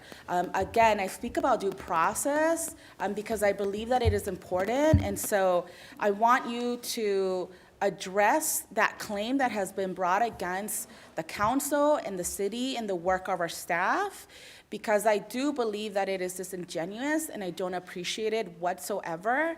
And I have been on properties with PD when they're doing enforcement actions. I have seen this firsthand. And there is not months that don't go by where we're not reporting things. So can you please address that claim? Yes. Before you start, Madam City Attorney, I want to remind the council that it's 3 minutes each, and then we'll go back around. Otherwise, we'll sit here for a very long time. So it's 3 minutes. 3 minutes each council member, 3 rounds. So I want you all to remember that, please, so we can get through each item. Madam City Attorney? Thank you, Mayor, and thank you, Councilmember Lopez. I would like to address very briefly the claim that the city is not affording due process in this case. I first of all want to say that if you're a property owner in that corridor and you tell us that you had no idea that there have been over 1,400 calls for service in a 3-year period, yes, I do find that very disingenuous, but actually more concerning to me is that I'm very concerned that you're just an absentee landlord. How in the world you could be renting or leasing property to someone with the calls of service that we've received and the seriousness of those calls. We did attach descriptions of those calls to a letter that was sent out. With respect to whether we will meet, we always meet with people. We're asking the city council for authority to file the lawsuit, but we have already been in contact with the agent for the landlord, for the property owners, and we intend to have a conversation. What we wanted to do is have that complaint in hand, because what we find is sometimes they won't comply. So we want to know that we are ready to file that lawsuit if we do not see immediate. We don't want promises for 30 days. We'll have your authority if you give it to us tonight, and we will use that authority to seek compliance first. Compliance is always our first step. Thank you, Madam Thank City you. Attorney. I'll come back to you, Councilmember Lopez. Thank you, Mayor. Thank you for the reminder. Thank you for the clarity. And with that, I will move forward to move this item. I'll second your motion. Thank you. Thank you. We're going to come back. 3 minutes each, please. Councilman Polinosa. Thank you, Madam Mayor. I just want to thank the Police Department, Code Enforcement, City Attorney's Office for years and years and years of effort to clean up this area. Madam City Attorney, if I could single-handedly give you that permission to go file this lawsuit, I would have done that 5 years ago. I mean, this is years in the making, and I hope that this sends a message loud and clear to every business across this city or absentee landlord that if you allow this blight, drug dens, and crime to exist inside your property and ignore it and do not pay attention to it, we will go down this route. Because it is a shame that our residents have to deal with this nonsense day after day. I like to think of First Street when we exit that freeway as the gateway into Santa Ana. And what do we see? We see nothing but crime and blight throughout all these properties. And shame on you, property owner, for saying that you didn't know that this was an issue. That clearly says you're not doing your job as a landlord and regulating your own property. If there's someone that's shitting on my front lawn, guess what? I'm gonna know, because I'm gonna see it. So thank you, Madam City Attorney. Thank you, Police Department. Thank you, city staff. Enough is enough. And like I've always said, the dumping on Santa Ana is over. Thank you. Councilman Becerra. Thank you, Madam Mayor. So, my colleagues, thank God. It's been long overdue, so thank you, staff, for doing this. Thank you, Madam City Attorney. As the staff report indicates, there are over 1,441 calls for service for those 3 locations over the past 3 years. So if you do the math, that's an average of 480 calls per year. There are only 365 days in a year. Think about that. There's over a call, 2 calls per day. If you drive down First Street, you see what a nightmare it looks like right now. This is a great first step. There needs to be a lot more work over there. I imagine that given the neglect from much more than just these 3 properties, I think, Madam City Attorney, you might be a little more busy come down the road. And Chief, I mean, just coming in just today, you see the activity. And I'll just say that's probably the most polite word I can use, activity.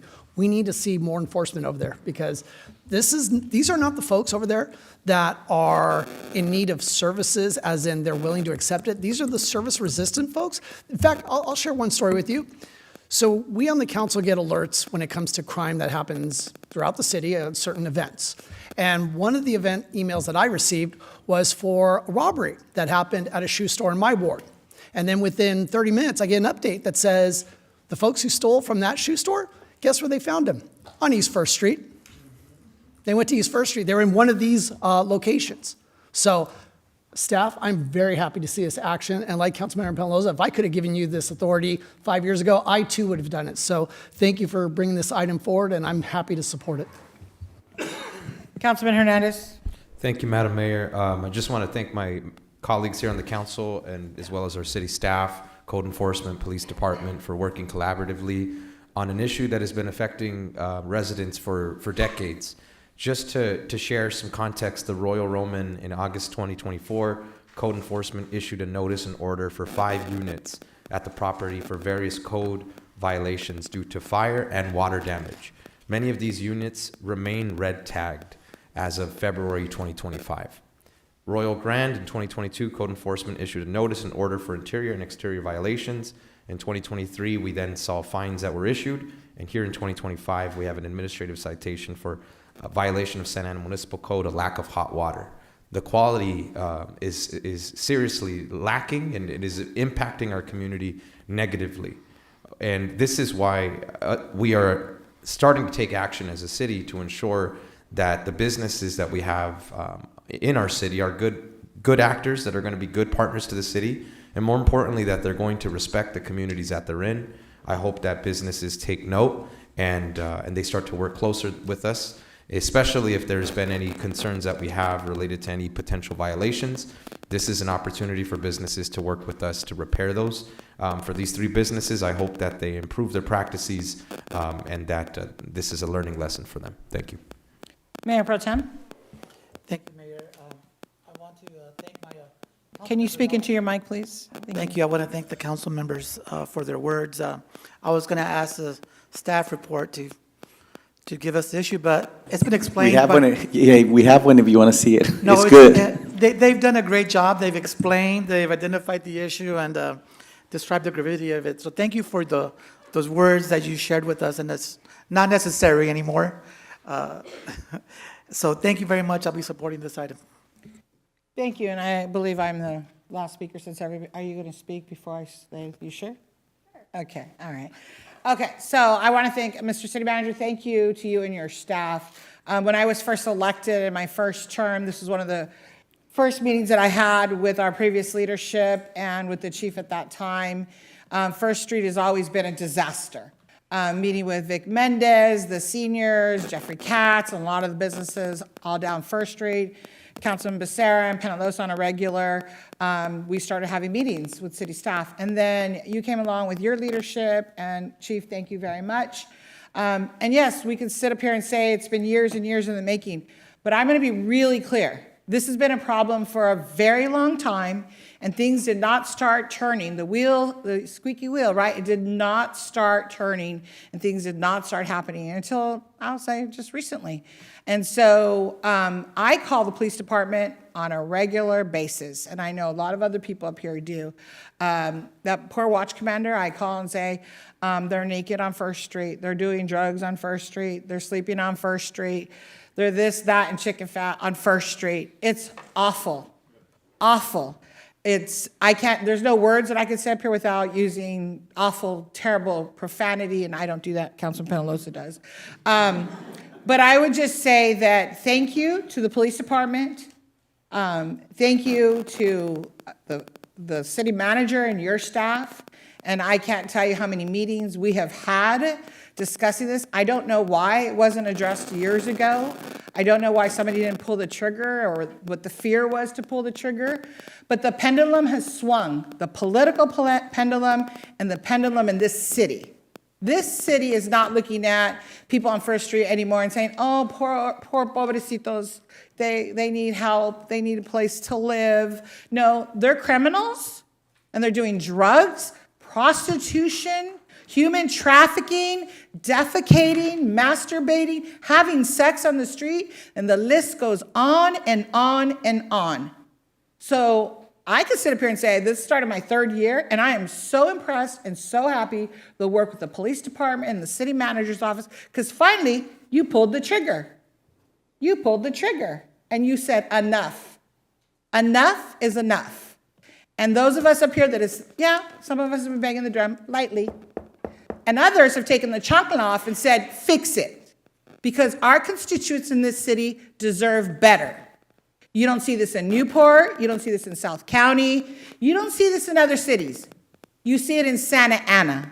Why? Because we've always been treated as a stepchild, right? Just go to Santa Ana. Oh, if you're home, just go to Santa Ana. Well, we're not going to do that anymore. And as Councilman Hernandez said to the other businesses, please pay attention and watch. Pay attention, right? That's what you got to do. Because we are not going to sit back anymore, and I hope there's 4 votes up here or more. We're not going to sit up here and say, oh, pobrecito, you have a drug problem. Okay, you can slam your heroin on the bus stop. And my grandma can wait over here for the bus. No. You're going to go to jail. You're going to get in a program. You're going to get help, whatever it may be. But you're not going to do it in Santa Ana. So First Street is just the beginning of where we're going. So I just want to say thank you to the city manager's office. You were not afraid to pull that trigger. I don't know what happened before, I wasn't here, but I know I've had many, many meetings. Thank you, Chief. You were not afraid to pull the trigger. Thank you to the city attorney's office. You're not afraid to pull the trigger. And all of the staff that has been meeting on this issue, DC Andrade, I see you back there. Thank you. Thank you to everybody, because it is time. We are done. And I've been over my 3 minutes, so I'll be respectful of that time. So if there's no other comments, let's prepare to vote. Motion by Councilmember Lopez, seconded by Councilmember Hernandez to approve the recommended action for item number 10. Vote is 7 ayes, no nays, motion carries. This is First Street east of Fairview. Just want to clarify, guys. Let's not talk about Harbor. You can't speak, you can't, just vote.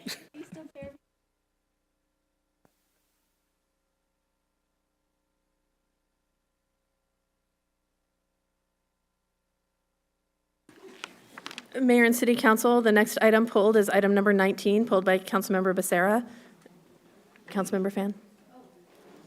I'm sorry, did you? I will leave the dais while this item is being Did discussed. you call out the vote for item 10? Yes, 7-0. I'm sorry, I didn't That's hear okay. you. 7-0, motion carried. Councilmember Fan was bothering me up here. 7-0, okay, great. Thank you. Item 19, you said? Yes, Mayor. Thank you. Tis me. Thank you. Councilmember Penalosa? Councilmember Becerra. You woke him up. It's my turn. Sorry, Councilman Becerra. You wanna- Thank you. So this item is asking us to authorize the city manager to execute an MOU with SCAG, the Southern California Association of Governments, with Charitable Ventures and the Kennedy Commission to fund supplemental community engagement for the comprehensive zoning code update that our city is now undergoing. Back in 2023, the city of Santa Ana, in partnership with Charitable Ventures and the Kennedy Commission, applied to SCAG for funding. What I'm a little concerned and confused about is why our city would apply for funding from SCAG for supplemental community engagement for our city's comprehensive zoning code update with these particular organizations. So why am I asking that? Well, because according to the Charitable Ventures website, their mission is incubating nonprofit solutions for the health and well-being of our communities. Don't hear zoning or land use there. And the Kennedy Commission's website states that their mission is to increase the production of homes affordable to lower-income households in Orange County. While a noble goal, still not anything to do with land use or zoning. So neither of these organizations have that experience. Now, a zoning code, for those of you that don't know, we just went through our general plan update. Our zoning code is predominantly comprised of development standards. So what do I mean by that? How tall should a house be? Do you want it to be 35 feet? Do you want it to be 350 feet? How tall do you want a fence to be? Do you want it to be 4 feet? Do you want it to be 40 feet? What do you want? What kind of standards do you want? That goes into the zoning code. These two organizations do not deal with those types of issues. They would not be able, in my humble opinion, to understand the input that they would receive or be able to probably get that input regarding these issues. They're advocacy groups. They're not land use oriented. So what we need is genuine input gathered from our community on what the development standards in the zoning code will look like from folks and organizations who actually understand zoning codes. So I'm going to make a motion to not authorize the city manager to execute this proposed MOU. Thank you. Councilman Becerra, if I can amend the motion just to ask that, I'll support your motion, but I'd like to ask that the city manager come back in 30 days with some additional information on exactly how these two organizations are going to be involved, spend them. I mean, I read the report, so nobody up here can say, read the report. Sometimes they say that. I read it, but I'd like to have, because for me, I'm concerned because there's some people in the organization that are very politically involved. And so I'm just very careful of that when we start to give funding to organizations that are very politically involved as well. So if you don't mind, I'd like to amend the motion. Well, Madam Mayor, I appreciate your bluntness because I didn't want to say that, but yeah, I do have concerns about the political nature of these groups. But without even delving into the politics of it all, it does concern me that we would be funding groups who do have a political bent to them, and they're doing it under the guise of going out for outreach for our zoning code update. I think it's a huge disservice. Our general plan is as equally important as our budget, and the zoning code is the way we implement our general plan from the land use perspective. So to just throw this money out to groups that may or may not be able to understand and comprehend the mammoth task that this means, I have a problem with it. So I don't know that I can support even bringing it back in 30 days. I just don't think these groups are the ones that should be doing it. I'm just going to say I'm a little disappointed that our staff thought these were the two groups, that they would go to a regional body and say, yeah, we think these are the ones that could help us get the input that we need. In fact, last thing I want to add is, during the pandemic, I was so proud of our staff because for the part-timers that we employ that couldn't work on certain things. They were able to go out to the community and do the necessary outreach when it came to any sort of pandemic-related messaging, whether it was vaccines, tests, all those things. For those that we couldn't reach via social media, emails, phone calls, our staff stepped in and filled in that gap. So to partner with these two groups, where, as the mayor wisely said, that there is a little bit of concern on the politics, I can't support this MOU going forward. So I'm going to politely decline your amendment, and I'm still going to keep my motion to not authorize the city manager to move forward with this MOU. Thank you. Any other comments by anybody else up here? Yes. Councilmember Lopez? I'm going to make a sub-motion to move the item forward. Pulling funding or stopping funding to move work forward because people have beliefs that organizations are politically involved sounds just exactly like what the Trump administration is doing, and I don't support that. I don't think that we should be retaliating. I don't think that we should be using our positions here to state that just because an organization is advocating for affordable housing, that we should not be supporting or whatever, right? We can all have opinions that maybe we want to see more affordable housing, maybe we don't, but I don't think that we should be using our positions to do this, what we're talking about here today. So that's why I sub-motion. And I also just want to say that I've had, in going through different events, I've been able to meet some of the people that work at these organizations, and I have to tell you, they're highly skilled. And so, when you work for an advocacy organization, it's not just that you have to know the umbrella term of these or of the issues that you're discussing. You have to know how these issues are operating on the ground level, especially with housing, which is such a, as people like to call it, a complex issue, right? How housing is built, who funds housing, how you get credits to fund housing in the city, how you partner with HUD, different organizations, state, federal. So it is a very, very time-consuming, I would say, role.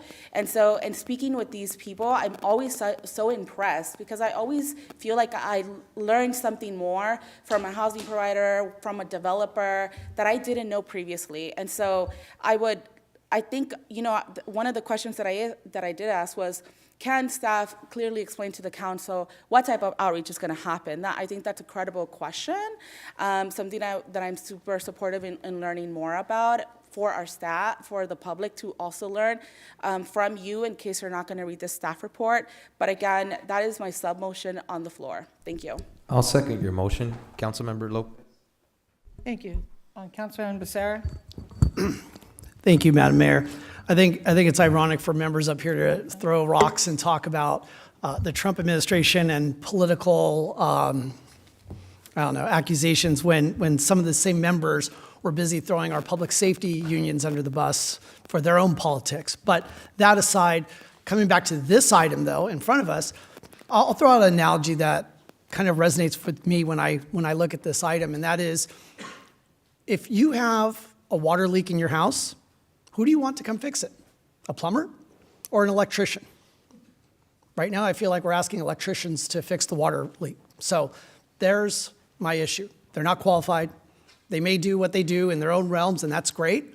Again, the zoning code is so important, and to have folks that are not well-versed in it trying to seek input from our community does a disservice to us, and more importantly, does a disservice to our community. So again, I will not be supporting the sub-motion, and when it comes time, I'll be supporting my motion. Thank you. Thank you, Councilman Becerra. I don't see anybody else. So I just want to add very quickly that, everybody sitting up here is a Democrat, so you can throw Trump's name around, and because we vote differently, I guess that means we're Trump supporters. No.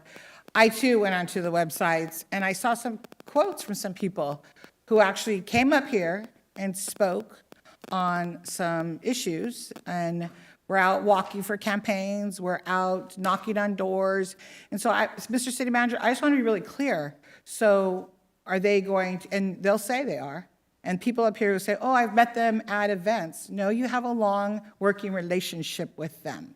So, because they campaign for you and they walk for you and they knock on doors for you. So and I don't need to throw out any names of organizations here. I would like to know, how did you get to this place, right?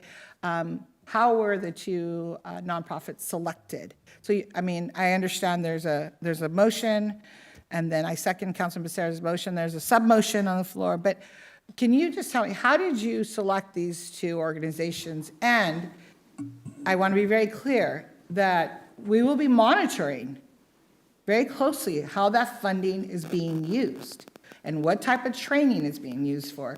So you have like Say Vote, right? The Santa Ana Unified has an MOU with, and they go into schools and they teach our kids how to vote. They tell them how to vote.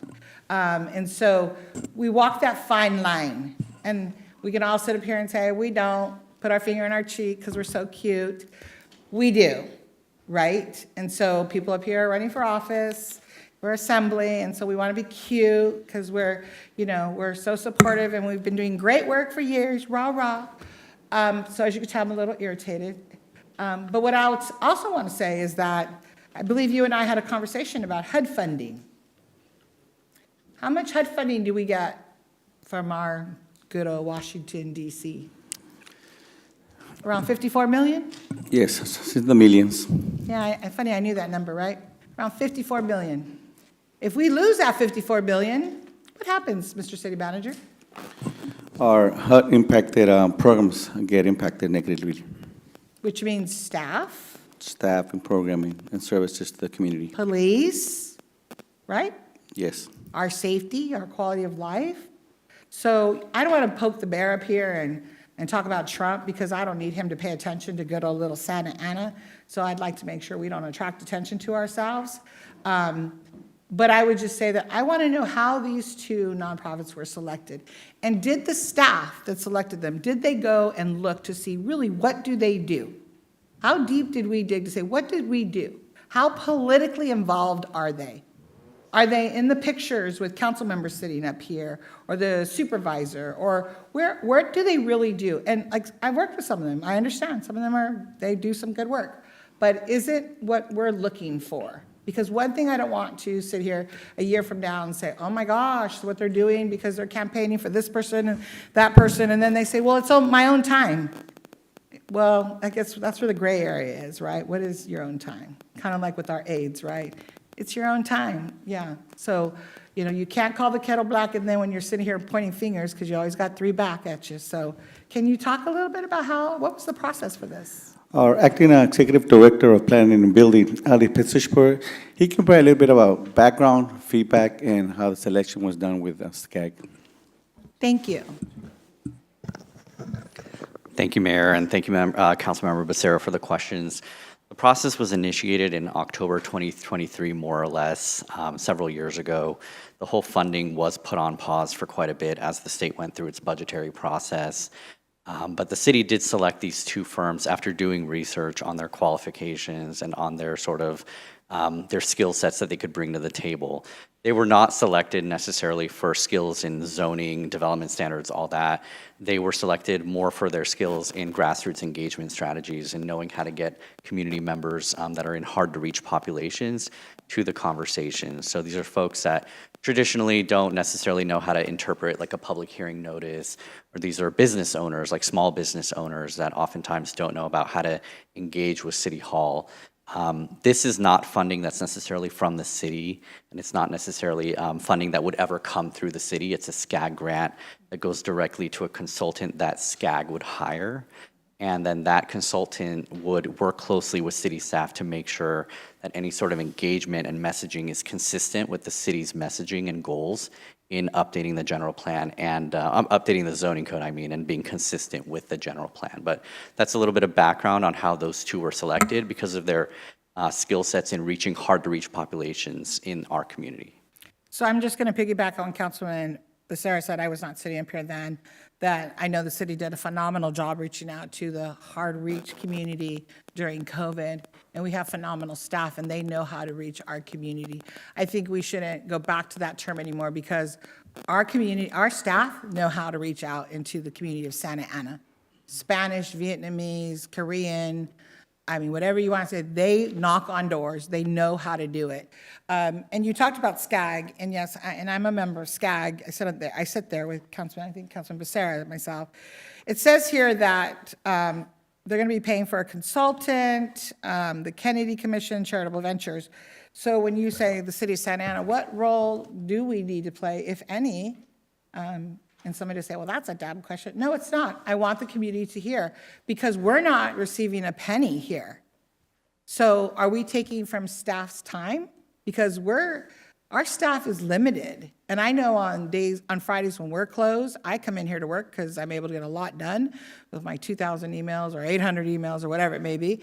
And there are staff here working on their days off. So what type of workload is this going to cost? Again, all of that money is not one penny here states the city of Santa Ana.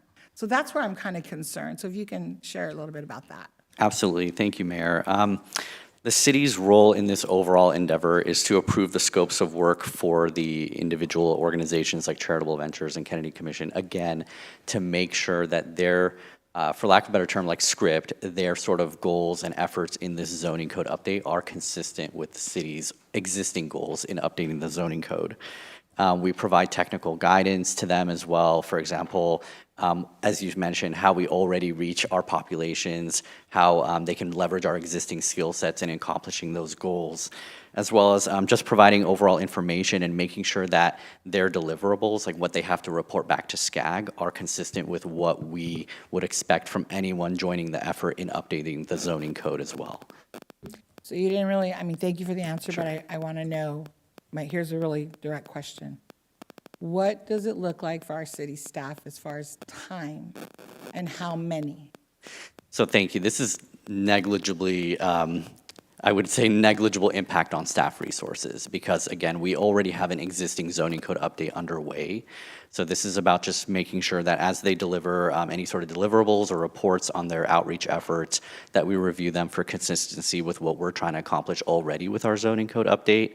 And again, just reviewing the final scopes of work at the onset as well. But this isn't resulting in any additional sort of city participation or city overtime or city efforts that are needed to administer this. But there will be a city staff working along with them. Correct. Yeah, it's part of the existing update. Correct. So it will be a city staff. Right. Okay. That's I just want to be clear. Thank you. Councilman Becerra. Thank you, Madam Mayor. And I just want to piggyback off what you just said, which is when you say negligible staff time, I respectfully disagree because if you had somebody, you had a consultant that knew what they were doing, right? You just point them in a direction and they go and you kind of check their work, make sure they stay within the lane, right? These folks have no experience in this. You're going to give them questions that you want them to ask the community. Are they really going to be able to understand what you're truly mining for, what you're trying to get back from the community? Respectfully, I doubt it. I really do. When I read their website, it does not give me any indication that this is something that they understand.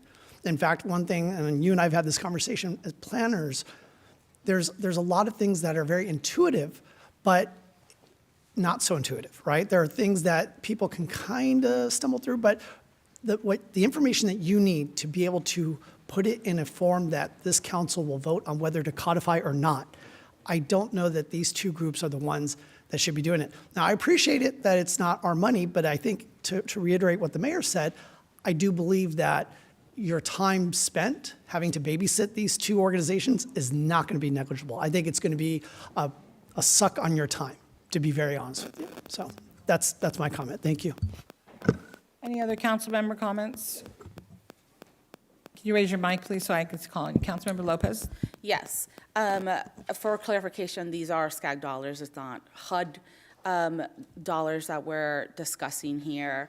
And I do disagree with the notion or the idea that we're a very highly engaged community. I think we have engaged residents, but we're a city of over 300,000 people that live in the city of Santa Ana. And this is the argument that you hear from all of us up here when we discuss the budget survey, that we cannot, there have been years where we have not surpassed the 2,000 survey mark from, residents filling out the survey. I think last year, for the first time, was the year that we had the highest amount of people filling out the budget survey, right?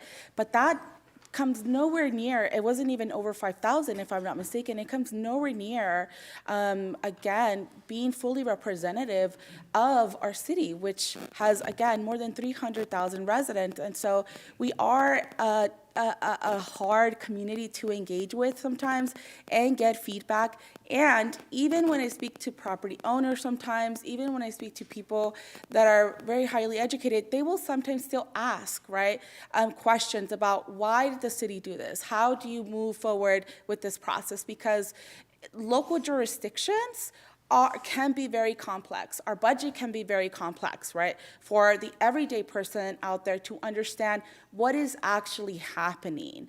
There are sometimes people receive a notice, in the past, people have received notices to come to meetings and they've only been in one language. We have rectified some of that, but they don't necessarily understand why they're receiving that notice, what that meeting is about. And so to me, I think this is an important work to be able to truly go out to the community and explain to them what is happening, how a zoning change can impact their neighborhoods. And it should be that everybody wants every voice in our community to be a part of this process. And again, I just want to thank our staff for the work that they've done in recommending these organizations to the council, and I would like to call for the vote if there's no other comments. Mayor Pro Tem? Thank you very much. I know these two orgs not intimately, or they don't walk for me, so I really think they're ready to go and move to the public about building code. That we have a nonprofit here that works with women who talk about diabetes and inform people what does that mean to them, and they don't have a PhD. They're not doctors. They don't have any medical training, except for how does this affect me in real life, and the information that they're going to get. And this group, Latino Health Access on Diabetes, has won multiple awards and documentaries about them and the work that they've done on diabetes. And this is outreach to people and how building code affects them in real life issues. And this is the information they're going to get back and we're going to need to get from people as much as we can. That's all I have. I don't see any other mic to go up. I just want to clarify, thank you very much. I just want to clarify because, the community hears one thing and maybe doesn't hear the other thing, but I'm very aware this isn't head money. I'm actually kind of bright. I know sometimes people up here act like I'm not, but I mentioned head money because somebody mentioned Trump. And so those of us that are watching very closely what's happening in Washington with our new administration, we all should be watching very closely what's happening, because the moment he pulls the trigger and says, little Santa Ana, I'm going to take your HUD money away, I was using it as an example, we're going to lose out on a lot of money. And so that is why I don't sit up here and say anything negative about him or beat him up. That's not my job. My job as the mayor is to take care of this community, work with the council, work with the city manager, and to make sure that this community is taken care of as the mayor. My job is not to sit up here and beat up he is the president. That's not my job. So I'm very aware that this is not a discussion about HUD money. I'm very aware of it. So at this time, Madam City Clerk, it's on you. There's a motion and a sub-motion. Motion on the floor is by Councilmember Lopez, seconded by Councilmember Hernandez, to approve the recommended action for item number 19, the MOU with SCAG Charitable Ventures and the Kennedy Commission.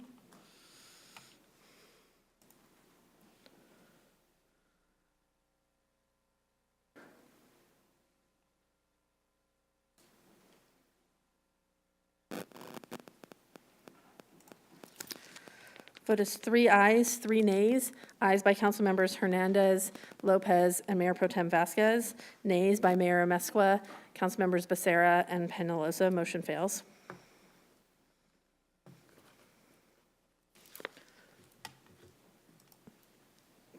That concludes the actions for this item. So there's a motion by myself to. There was no second? Yeah, I did, I seconded. Okay, I didn't get that because that was with the amendment, and then you declined Oh, the yes, amendment. I did it second, I apologize. Oh, never mind. So it dropped, it dies by 3-3, so we're good. But motion fails on a 3-3 tied vote, Thank you, we're good. with a noted recusal by Councilmember Fan. Next item, Madam City Clerk. Next item is item number 23. Just pulled by Councilmember Peñalosa. Thank you, Madam City Clerk. Madam Mayor, if I may. Sure can. Thank you. Mr. City Manager, don't go too far, or Deputy, whoever. Okay.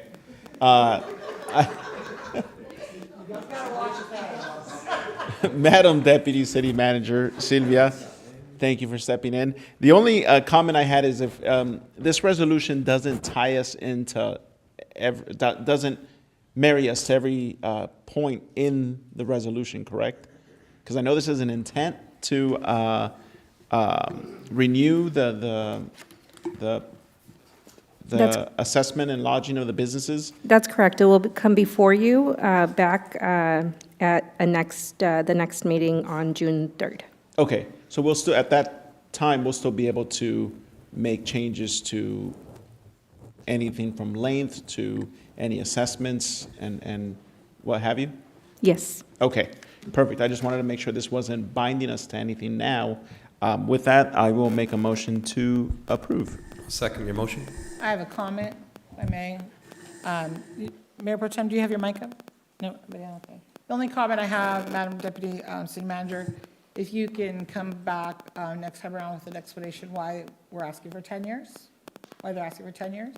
States in here, the lodging business now wish to renew the SATMID for an additional 10-year term. It was originally 5 years, so I'm going to support the item, but I'd like more information on the 10 years, please.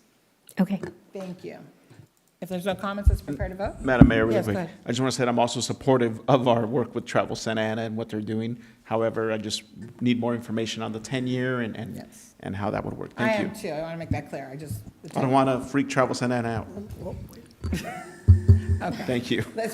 Councilor Bissett, I apologize. So, thank you, Madam Mayor. I had the opportunity to meet with Wendy and the folks from Travel Santa Ana, and the way it was explained to me was that the 10 years was kind of the industry standard. So I think that's why 10 years is being thrown out. For those of us up here, we all know that, you know, when it comes to promoting our city, we've had efforts in the past that, let's just say, weren't as successful, weren't as inclusive, and I think that Travel Santa Ana has completely gone the extra mile to right any perceived wrongs of the past when it comes to promoting our city. I think they do a great job, a very balanced approach, and so I can see why the initial blush was for 5 years, and now since Travel Santa Ana has got its sea legs under it and has been doing a great job, that we would want to see it be a little more stable and have the 10 years. But I'm okay with my colleagues and having staff bring back information, because I know this is not the final item. I know we'll be seeing this again at some point soon, but that was the information that I received from Travel Santa Ana, and I'm happy to support them at the 10-year mark as well. Thank you, Madam Deputy City Manager. You have the information you need. Just want some information. Go ahead, apologize. Yes, thank you. I also met with Wendy and several representatives with different hotels, and I'm going to be supportive, and maybe you want to speak to the question of why 10 years now, since we're discussing the item. But I'm very comfortable with also the organization handling the assessments. I think it's great. We don't have to worry about that. They can do that. So thank you. And I'm going to be supportive. Because I think the 10 years allows for them to continue to grow. That's the standard. I think we can provide a little more information if you would like regarding the typical aspect, but this is kind of the traditional component. If you would allow, the first 5 years actually were established to do like a proof of concept.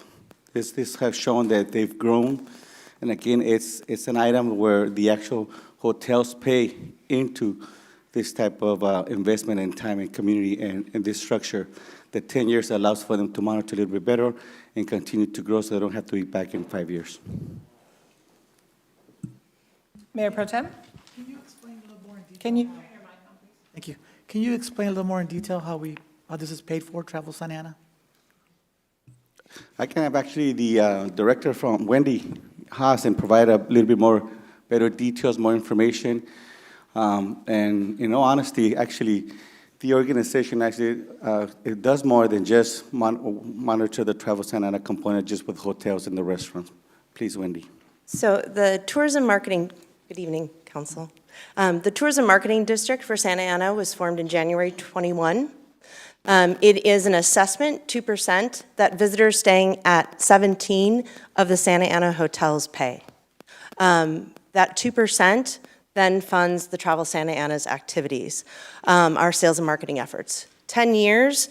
So initially the agreement was for 5 years as proof of concept, as City Manager Nunez has said, which made sense.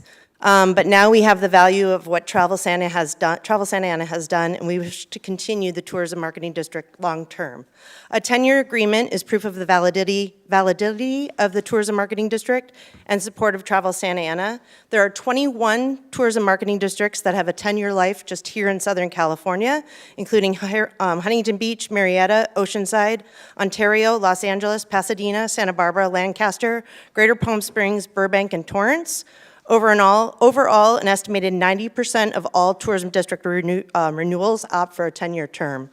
The renewal process is extensive in time and resources, and as my hoteliers can attest, they would prefer that our revenue is going towards our sales and marketing efforts as well as my leadership time to the destination marketing organization.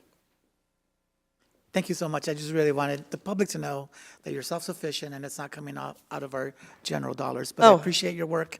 Thank you for what you've done for the city. Thank you. Thank you. There's no comments. There's a motion, a second. Let's prepare to vote, please.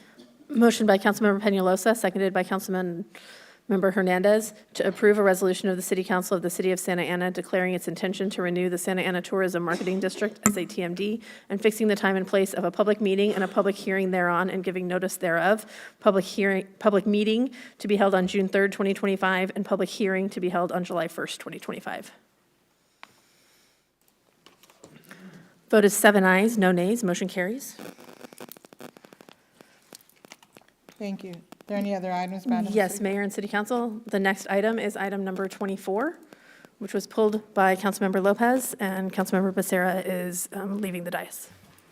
Thank you. We'll wait till he leaves the room, and then Councilmember Lopez, 3 minutes, and then we'll come back to you if we need to. Yes, thank you, everybody. And I want to thank the applicants, and I want to thank our staff. We just actually recently had a conversation about the importance of having affordable housing on site. These are the type of projects that I love to see, and I hope that people are paying attention because we have an affordability issue in the city.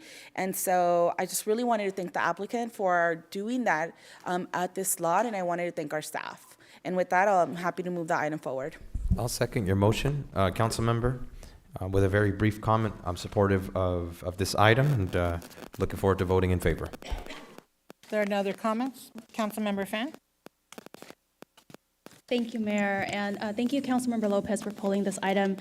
For those out there in the public who are wondering what does it mean, or what does it mean to have affordable housing on site, right? Because affordable housing for the county is often different from what it is for Santa Ana residents.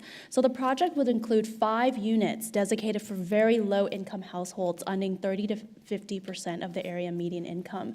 That is truly very low income. That is something that is actually going to support Santa Ana families, and we're very excited to support this. I wish, frankly, that there were more advocates for housing who came out in support of this project. I think that Santa Ana has done our fair share of building housing at all different levels and in all different densities, and I hope that as we see more housing projects come forward, that advocates, housing providers and builders come out to support these types of projects. Thank you. No other comments? Let's prepare to vote, please. Motion by Councilmember Lopez, seconded by Councilmember Hernandez, to approve the recommended actions for item number 24, inclusive of a resolution of the City Council of the City of Santa Ana approving density bonus agreement number 2025-01 to allow an 86-unit multifamily development for the property located at 2020 East 1st Street, APN 402-191-03, and making a CEQA determination that the action is exempt from further review. Vote is 6 ayes, no nays, with a recorded recusal by Councilmember Becerra. Motion carries. That concludes the consent calendar. Thank you, Madam Clerk. This time, we're going to go into the public hearing. Before public hearing, item number 26, Madam Clerk, please provide instructions to the public, who would like to make a comment on this public hearing item only. Yes, thank you. Members of the public joining us by way of Zoom or conference call who would like to make a comment for public hearing item number 26 only, please dial *9 from your phone or select a raise hand from Zoom now. Such speakers will be called upon once we open the public hearing. Thank you. Before we start, I'd have to state my recusal from this item, as I did the last time for the transit zoning code, as it may implicate a client of my law firm. And so based on the advice of counsel, I will recuse myself and leave the room during the public hearing. Thank you. Thank you, Councilmember Fan. We'll wait, Madam Clerk, until she leaves the room, and then we'll start.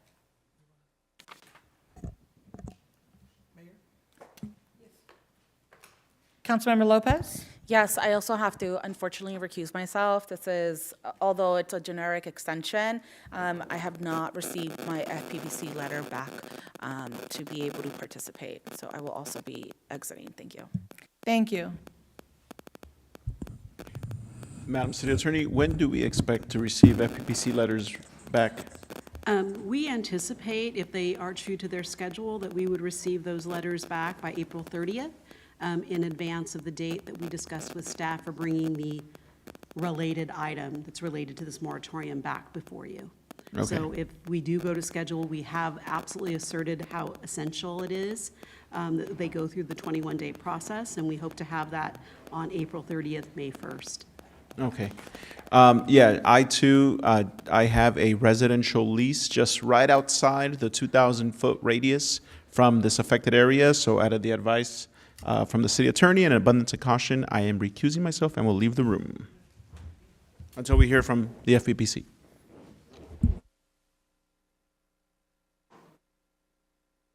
Mayor, I would like to tell you that this item does require a 4/5 vote. Yeah. And therefore, you no longer We don't have have it. the We're- required number of people to take action on this item. Right, I was just going to look at you and say, we can't hear this item tonight.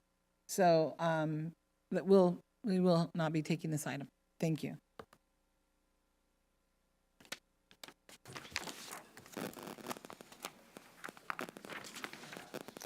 So just noting for the record, public hearing item number 26 is not being heard or considered by the council due to a lack of qualified voters. That is correct. So at this time, the public hearing on this item will be closed.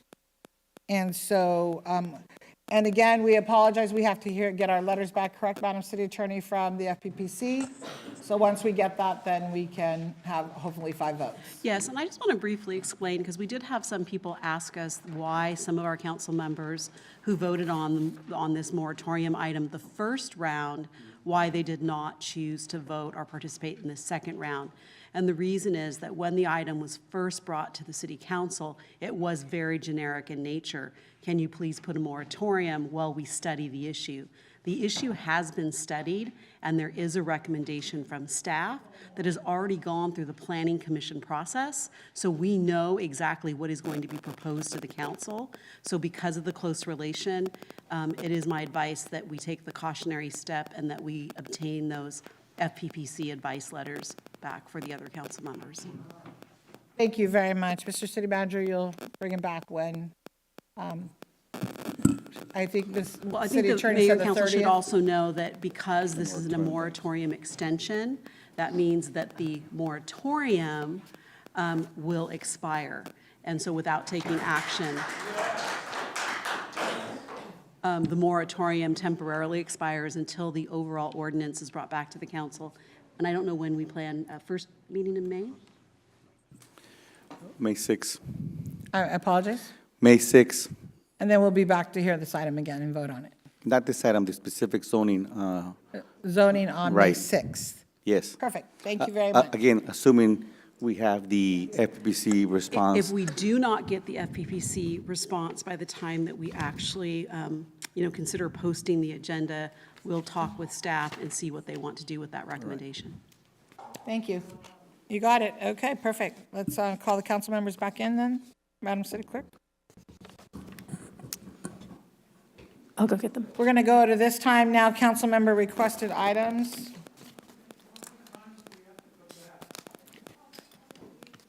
Sir, we can't answer your questions. The item's already been closed, and we're moving on. Thank you so very much.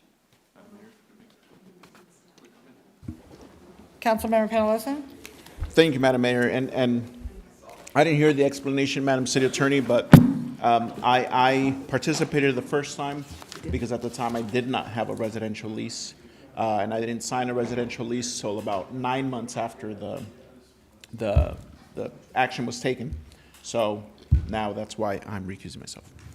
to Yes, clear and that I up. explained that we had one other council member, that it was more generic in nature. Now we have a specific recommendation that could impact a source of income or a relationship to the client, and then the other council member for the same basis, just waiting for the FPPC letter. Thank you. We're going to go into the council member requested items at this time. The first one is item 27. So I'm closing public hearing, Madam City Clerk. First item is number 27, and the topic is sober living regulations, submitted by myself, Councilmember Penalosa, and Councilman Becerra. Councilman Becerra, Councilman Penalosa, if you'd like to start off, and I'll make a comment at the end.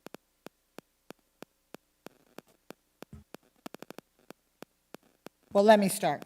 So the reason that we brought this forward is that there are sober livings in the city of Santa Ana, and other cities have addressed this, and we sit on a task force looking into sober livings and drug and alcohol programs. And those of us that live in the city, we know that we have them here. We cannot monitor them. There's no regulations for them. I know Senator Umberg and a couple other senators are working on this issue. Senator Umberg's bill, Senate Bill 35, focuses on reinforcing the regulations surrounding the operation of sober living homes and substance use disorder treatment facilities. Assemblyman Valencia's Assembly Bill 492 is a measure aimed at enhancing local oversight and transparency of treatment facilities that would require the Department of Healthcare Services to provide written notice to the local agency within which a license will to operate within which a license will says to operate concurrently with the issuance. So we need them to have a license to operate. Why is this important, you're asking? It is about keeping the quality of life in Santa Ana, keeping us safe, having our community not have to deal with the neighbor next door that has a sober living home, and having the many problems that they do have with some of them. The police taking the calls, responding. In Santa Ana alone, the city estimates, based on the data available through the state and our own business license division, there are about 89 facilities in our city. Out of the 89, 62 are licensed. They're group homes, but they include sober living that we know of, 12, elderly care, and other forms of group living. And I say group living because we have very little control over group living. I don't know, Mr. City Manager, if you or Mr. Garcia want to address this. And Mr. Garcia, thank you for sitting on the task force with us.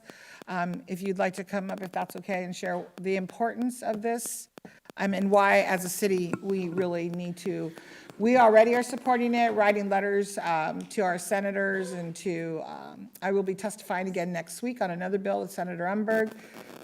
The work that we do up here as the mayor and council is to really take care, again, and I said it a couple times tonight, the quality of life of our residents. We do not want our residents to have the neighbors that are destroying our community with sober living homes or drug and alcohol programs, where there's overdoses occurring, where people run out of insurance, so they're basically telling them to leave.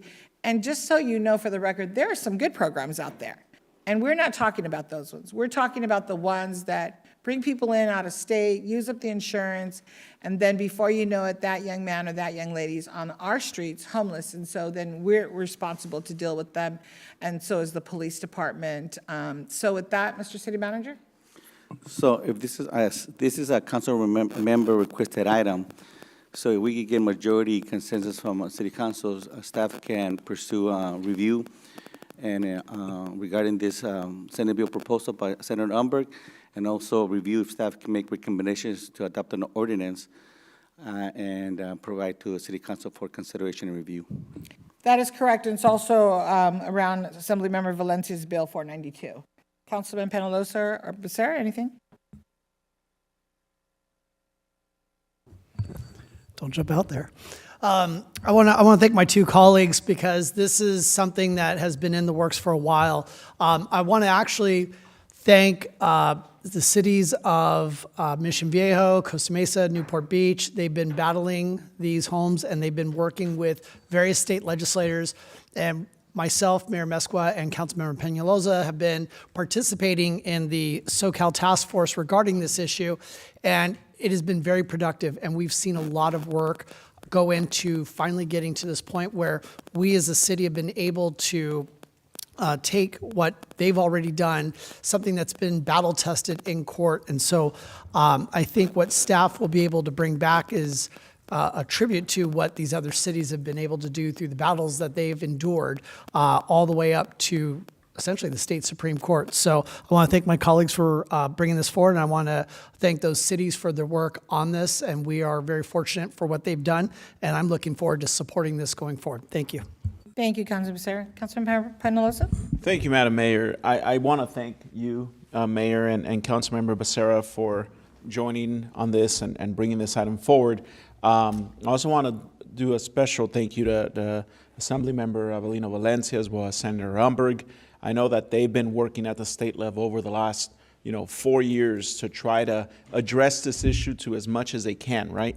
And last year, I was able to join them in Sacramento to testify before the Health Committee on Assembly Bill 492 by Assemblymember Valencia to help regulate the financial relationships between these different entities.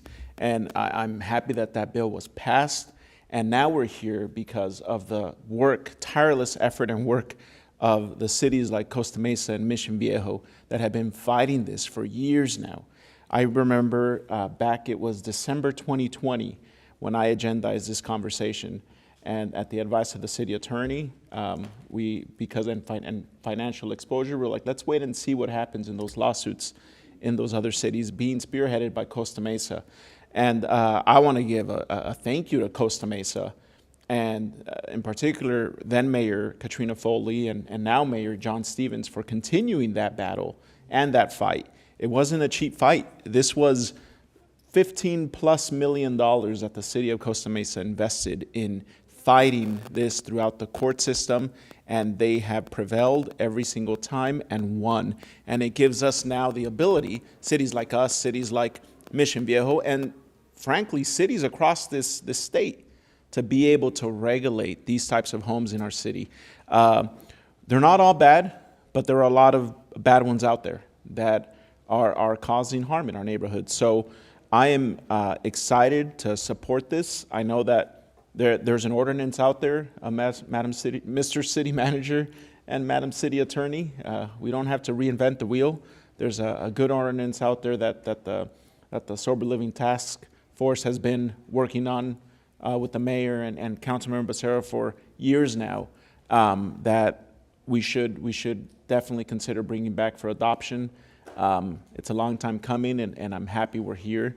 Hopefully there's an appetite by the City Council to address this issue, but it's something that we need to get done for quality of life and just to accountability, really. There's a lot of these homes that are out there, they're not being held accountable.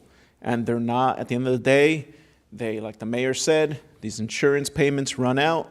Guess what? They push out their patients out. They're still addicted to drugs. They're not sober. And now they're on their streets still looking for that fix. And they're going to get it one way or another. And it's impacting us. It's impacting our neighborhoods. So I'm happy to finally be here. Hoping to have this conversation and have this ordinance before us in a couple meetings. But happy that this conversation is before us. Thank you, Madam Mayor. Thank you. Councilman Pham, give me 1 second. I just want to clarify, thank you, Councilman Becerra and Peñalosa, for addressing this and bringing up Costa Mesa. So I want to just read something. In December of 2024, Costa Mesa's ordinance requiring sober living homes to obtain a special permit from city officials and to be separated from one another was ruled legal by the Ninth Circuit Court of Appeals. And that's the ordinance that we would be looking at and bringing here to the city. Again, as you had indicated, we don't need to recreate it. It's already there. We just need to massage it to fit the city of Santa Ana. And I too want to thank Supervisor Foley and Mayor John Stevens and Mission Viejo, because Costa Mesa's been working, 15 years on this? 10 years? A long time. And so they are truly leading the way, and Supervisor Foley this is a passion of hers, and the task force that we meet with, and we need it in Santa Ana. And I also want to just say this as my last comment, is that these facilities are concentrated in some of our neighborhoods facing the most challenges. You know, we talk about our community and some of the challenges. This is a real challenge. This is a real one. And they're located in Logan, Lacey, and Delhi. These are the communities that are truly affected by this. And they are scattered throughout the city, but we're talking Logan, Lacey, and Delhi. So with that, Councilmember Fan. Thank you, Mayor. Yes, Mr. City Manager, I'd love to see an ordinance. I would also, I'm not totally familiar with them, but I'd love to see any cost recovery and fines associated with it. I think that would be really great, especially because these types of, shall I say, uses may often require code enforcement. And so anything we can do to offset the costs to the city would be fantastic. Thank you. Thank you. I think we have support up here. Okay, Councilmember Lopez? Yeah, I actually appreciate that comment, Councilwoman. I think it's pretty smart, and I would be supportive as well. Thank you. And just wanted to lend my support as well. Thank you, Councilman Hernandez. Mayor Pro Tem? Can you turn your I mic wanted on? to lend my support as well. I used to live on Baker and West Floral, and we had a lot of crime. And if you look at I think it's called neighborhoodscout.com, and the crime in West Floral Park on Baker is a lot more, it's stronger than it is on Townsend. You know, we think there's a lot of crime, and it's a lot even in Sandpoint Park, where we have a lot of these houses. So it's in Logan and Lacey, but it's all over our neighborhoods, and they're affecting our quality of life, if I may, of how we live. And it's going to give us oversight. It's going to give us transparency and the ability to work with these houses to support them in a better way and making sure we're connected so they're doing the work. And when something does happen, we're able to react and support the people that live there. Thank you. Thank you, Mr. City Manager. I think you have a unanimous support up here from all of us, so you know how to move forward. Understood. Thank you. I'm sorry, you had another comment? I apologize. Go ahead. No. You sure? Positive. Okay. Councilmember requested item, Caltrans, Councilmember Lopez?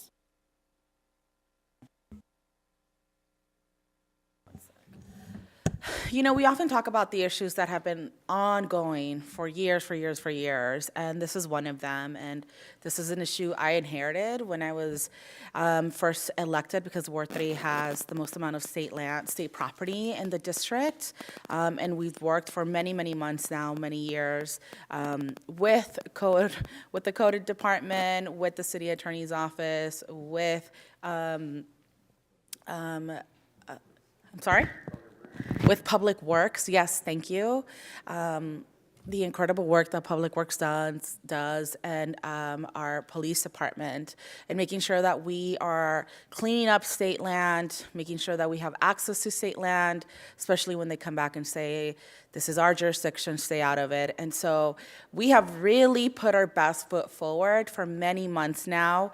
And, you know, we did establish a great relationship with our local Caltrans office. But I'm really excited to be supporting this bill, because a key part of SB 569 is the creation of an advisory committee in every Caltrans district, to ensure that local voices and perspectives are part of the decision-making process. And I think that this is ultimately going to help our city, especially Ward 3 residents, ensure that there is perhaps representation from the Public Works Department on the advisory committee, since they are at the front lines of addressing all of the issues that happen on these state lands. And I know we've talked about a pilot program, having access similar to what the city of LA has done.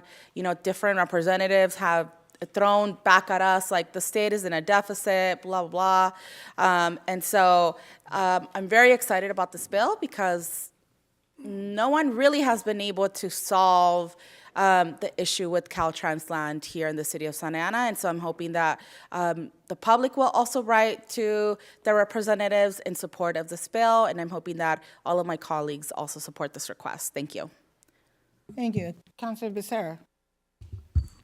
Thank you, Madam Mayor. And I want to thank the council member for agendizing this discussion regarding the maintenance of Caltrans property within our city.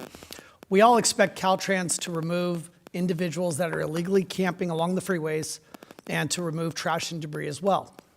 Back in 2023, I'm sure many of you remember, the 10 freeway in downtown LA was completely shut down. And why? Because of a fire that was caused by individuals who were illegally trespassing onto Caltrans property and camping. Then in early 2024, what happened? Caltrans entered into an agreement with the city of LA that allows LA city workers to access Caltrans properties and conduct maintenance. That agreement also provides for the city of LA to receive certain reimbursements for performing those maintenance services. Also in early 2024, Mayor Mesqua, myself, and many members of our city staff met with Caltrans staff and Assemblymember Avelino Valencia at his district office to discuss Caltrans' failures to maintain their property in our city.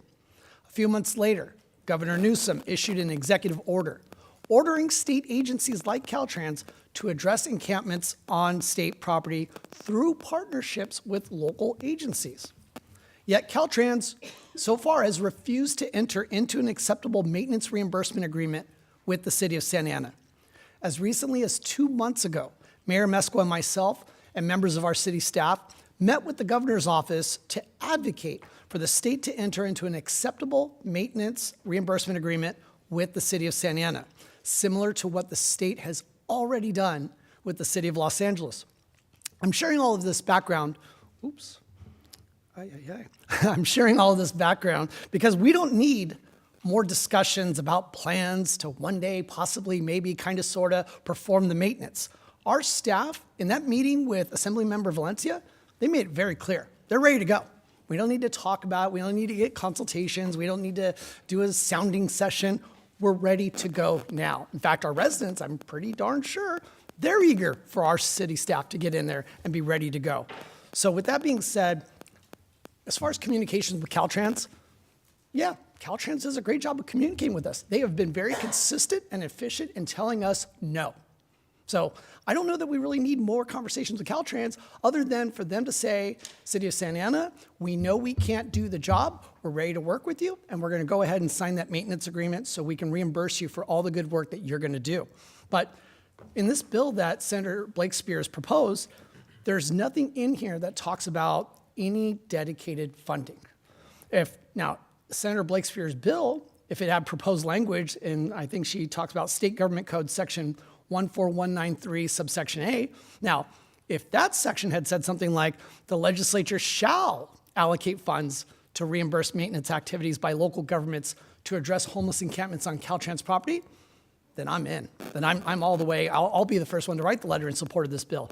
But it doesn't. It's a hollow bill. And I don't mean any disrespect to the senator, and I'm sure she's trying to make some sort of progress here, but I can tell you right now, the city of Santa Ana, we've been there, done that. What we need right now is not a committee, not a listening session, not some more input gathering. What we need is we need the state, we need Caltrans to enter into a reimbursement agreement with the city of Santa Ana so that our qualified workers can get out there and get to work the same way that the city of Los Angeles and their workers have been able to do in certain parts of LA. So I appreciate the item coming forward. I appreciate that we're able to have this conversation, but I will not be supporting this item tonight. Thank you. Thank you. Mr. City Manager, the last time we met with the governor's staff, you and I and the chief, and I think Councilman Sarah, they had indicated they were going to be working with us. What was the last time that we heard from them? That was about, Councilmember Becerra indicated, about 2 months ago. So we are working with our Touch Public Affairs to also coordinate additional meetings and actually request their willingness to actually meet with the governor's office actually to ensure that we do get a level of commitment and a letter to have the same type of understanding that the city of LA has with Caltrans.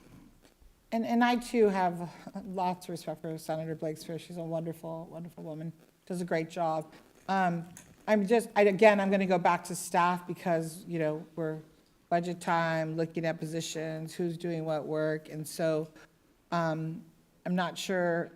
I believe it's kind of like there's almost already a committee, but not really a committee. We're not calling it a committee because you're meeting with Townsend, you're meeting with the governor's office, you and the staff, and, you know, so I'm kind of torn because, and I like to support council member items, I truly do, but I just, when we use the word committee, we're talking about a committee, Councilmember Lopez is not here, so she wouldn't be able to answer. Are we talking about a committee here in our city where we develop one here, you do as the city manager, and then do what? So in a review of the SB 569, it's actually the state senator is requiring that the actual Caltrans form a deliberate committee to actually communicate. In reality, the way we have it now is, as you indicated, we try to get a meeting, we have some regional communication. This requires a more ongoing type of interaction. And so I know Assembly Member Valencia, when we need to meet with them, he calls them into his office and we go in and we meet with them. And then the billing issue. So her bill requires that they have a committee, but there's no teeth. Is there teeth in it? I'm going to be perfectly honest. I read this and I kind of looked at it, I perused it, but I didn't see any teeth in the bill. It does require them to engage on a local level. But not on a pay. more continuous basis. No, it doesn't hold any monetary. But we're going to be billing them soon, right? Well, our objective is to, work within the state parameters and legal parameters. Hopefully they're listening, because we're going to be billing you soon, Caltrans. If Okay, all right. Are there any other questions? Mayor, yeah, Councilmember Hernandez?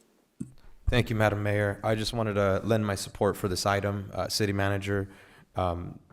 Some key provisions that I am supportive of when it comes to SB 569 is that it's going to encourage collaboration with our local government, which is us here in Santa Ana. It does comprise of having joint action plans, funding for collaborative efforts, an advisory committee, an annual reporting, a dedicated liaison officer as well. And so I'm hoping that we're ensuring that each of these respective line items I've listed out, that they're a part of this resolution, given that this is key language that is included in this bill. Thank you. Mayor Pro Tem? Thank you very much, Mayor. I'm going to support this item. It's a step forward to making sure we institutionalize this relationship and have those connections with the liaison office from Caltrans, having a joint action plan that we create together regionally. Hopefully we work with our sister cities of Caltrans that are working together and saying this is how we're going to work together and form something, maybe through SCAG or another place like that would be great, where the liaison comes and talks to us. And of course, build them, Mayor, like, take them, get them. Let's bill them. So let's build them, but this is a step forward, so I'm going to support the item. Thank you. Thank you. And I'm going to support it too. I just want to be clear that we look for those teeth, right? And that we build them. And maybe that's how we get their committee's attention once they create a committee to say, hi, we're Santa Ana and we're billing you. And you have 90 days to respond and we're going to bill you again. So we have to, because they pretty much have, I appreciate Assemblyman Valencia's support. He's been amazing, but we got to do more. We have to. So I was going to say, Mayor Pro, Councilmember Fan? First, so I'd like to make a recommendation or a request. So it looks like this bill was referred to the Committee on Transportation, set for hearing on April 22nd. A resolution would come after April 22nd. So I would love to see us potentially submit a letter in support of this bill with requests for amendments. So for example, in section 14193 subdivision A, it says the department, upon appropriation by the legislature, shall allocate funds to support collaborative efforts with local governments to address homeless encampments on department property, ellipses. So I might recommend that the state shall appropriate, or the legislature shall appropriate funds to the department, who shall, allocate funds to support collaborative efforts. We should recommend these amendments to the bill for hearing at committee. So if you don't mind, Council Member, in addition to be more specific, right, to add resources to the collaborative efforts, that includes the maintenance and cleaning and security of Caltrans property. That's This fine way is by more me. expansive and more clear. Is that okay? Yeah, because it's for use not limited to for any of the following efforts. 1, temporary housing and shelter services, outreach and support programs, environmental cleanup and restoration efforts. So I think cleanup and maintenance would be fantastic. The only reason why I'm asking for the letter, I'm supportive of the resolution, but I think that if we're going to try to make any amendments and add some teeth, as my colleagues have mentioned, this is the time to do it. Thank you. Thank you, Councilmember Fan. That's a wonderful idea. Let's get that letter out there. Mr. City Manager, please. Councilmember Sarah, and then Councilmember Pamela also. So I'm willing to support with the amendments. As I'd already previously mentioned, there's nothing in here that talks about any funding. You know, just saying, well, I hope the legislature will appropriate some money, not going to get anywhere. So if we're going to go that route, you know, if we're going to express any sort of support, we shouldn't just blindly support committees upon committees. Let's support something that actually gets us money to reimburse us for the work that we can do better than they can. So if the will of my colleagues is to support with an amendment to ask for a guarantee funding stream, then I'm in. Councilman Panaloso. Thank you, Madam Mayor, and thank you to my colleague for bringing this item forward, and thank you to Senator Blakespear for this bill. I do agree with Councilmember Fan in that I would prefer, because it's just now going into the Transportation Committee, I would prefer a letter maybe of support with those amendments, requests, just because we know that this bill is going to change. It's going to evolve over the course of its, as it makes its way through the legislature, and we don't know what that end bill would be, right? What that end bill will look like. So I would offer a letter of support, but I would also like to there now, this is where we take the time, Mr. City Manager and Madam City Attorney, to look at the broader legislative landscape. That is, there are hundreds of bills going through thousands actually, but there are a couple hundred going through the legislature right now that involve the homelessness issue that we're dealing with here in the city and throughout the state. So I would ensure that our city's voice could probably be heard on, or would desire that our city's voice be heard on many of these homeless-related bills. But I would, you know, there's a bill, SB 634 by Senator Perez, that the League of Cities has taken a strong opposition against, and we should really consider opposing. Because guess what? If 634 passes the state legislature, all these other bills mean nothing if we have no ability to enforce laws that carry these penalties if it involves homelessness, correct? So I would hope that we're looking at all of these bills, and I know Gaston does a great job at following a lot of the Senate and Assembly bills that are going through the state legislature, but if we could maybe add some help and see how we could make sure we're on top of every one of these, because that's one bill that I would say we got to oppose, because if SB 634 throws the Senator Blakespear's bill out the window, because then guess what? We have to allow whatever is on Caltrans to exist without being able to go in there and enforce the law, because those carry penalties, which is what SB 634, and I would hope that the public looks up SB 634 by Senator Perez and really stays on top of that, because these are all bills that we should either be supporting or opposing. So those are my comments, Mayor. Love the idea of a letter of support for Senator Blakespear's bill, but I want to make sure we're on top of all these homeless-related bills. Thank you. Thank you, Councilman Panaloso, for your comments, and especially around Perez's bill. I actually sent out a letter opposing, as did the chief, as did the city manager, and Gaston sent out a letter from myself to all the mayors that we called upon for the Harm Reduction Institute to also send out a letter opposing, as well as our Police Officers Association and Sheriff Don Barnes, our DA Todd Spitzer. So we're calling in the cavalry for that bill, because that will take away all the work that we're doing, and all the homeless people will be able to eat, sleep, and you know what? All over again, and the police will have no authority. I'm not going to say the word, but you can.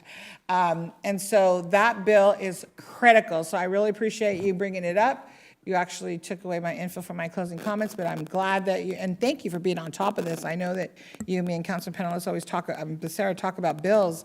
And again, that's why I'm going up to testify next week, because we cannot allow that bill by Perez to pass. We just can't. So Senator Umberg sitting there, as well as Durazo, as well as Stephen Choi, and then from Marietta, I don't know her name or his name, but I do have it. Kelly Haley or something, I don't know. But thank you, Mr. City Manager, because I know your office with Gaston and your staff are on top of all of these bills, and letters are going out every day, left and right. So I do thank you. And just as a reminder, Mayor, because we are looking at this type of bills, and just to at least address Councilmember Peñalos's concerns, we are monitoring most of those bills that impact our local jurisdiction and ability to act at the local level, and any kind of bills that detract from the mayor and the city council's ability to conduct policy at the local level. We do try to address that. That's number one. Number two, we are working in a very connected way with Cal Cities, right? We are going to continue, literally, if not once, twice meetings with actual Connor here in Orange County, and we're making sure that our policymakers are just keenly involved and aware so that we provide the regional leadership at that component. Thank you, Mr. City Manager. It sounds like you have direction up here. I apologize, Mayor Pro Tem. Really quick, I want to support the amendments by Councilmember Tam I think and her work, and thank you. Councilmember Becerra as well. So thank you for those words, and I appreciate you. Thank you. So I think we all are supportive of it with the amendment. We're good. All right, so let's move to item number 29. We are almost done here, and then we're going to go to city manager comments. Oh, no, we have one more? Oh, no. After that, we're going to go to council comments. All right, item number 29, Councilman Becerra or Penalosa. Councilman Becerra, why don't you take the lead on this one, please? Thank you, Madam Mayor.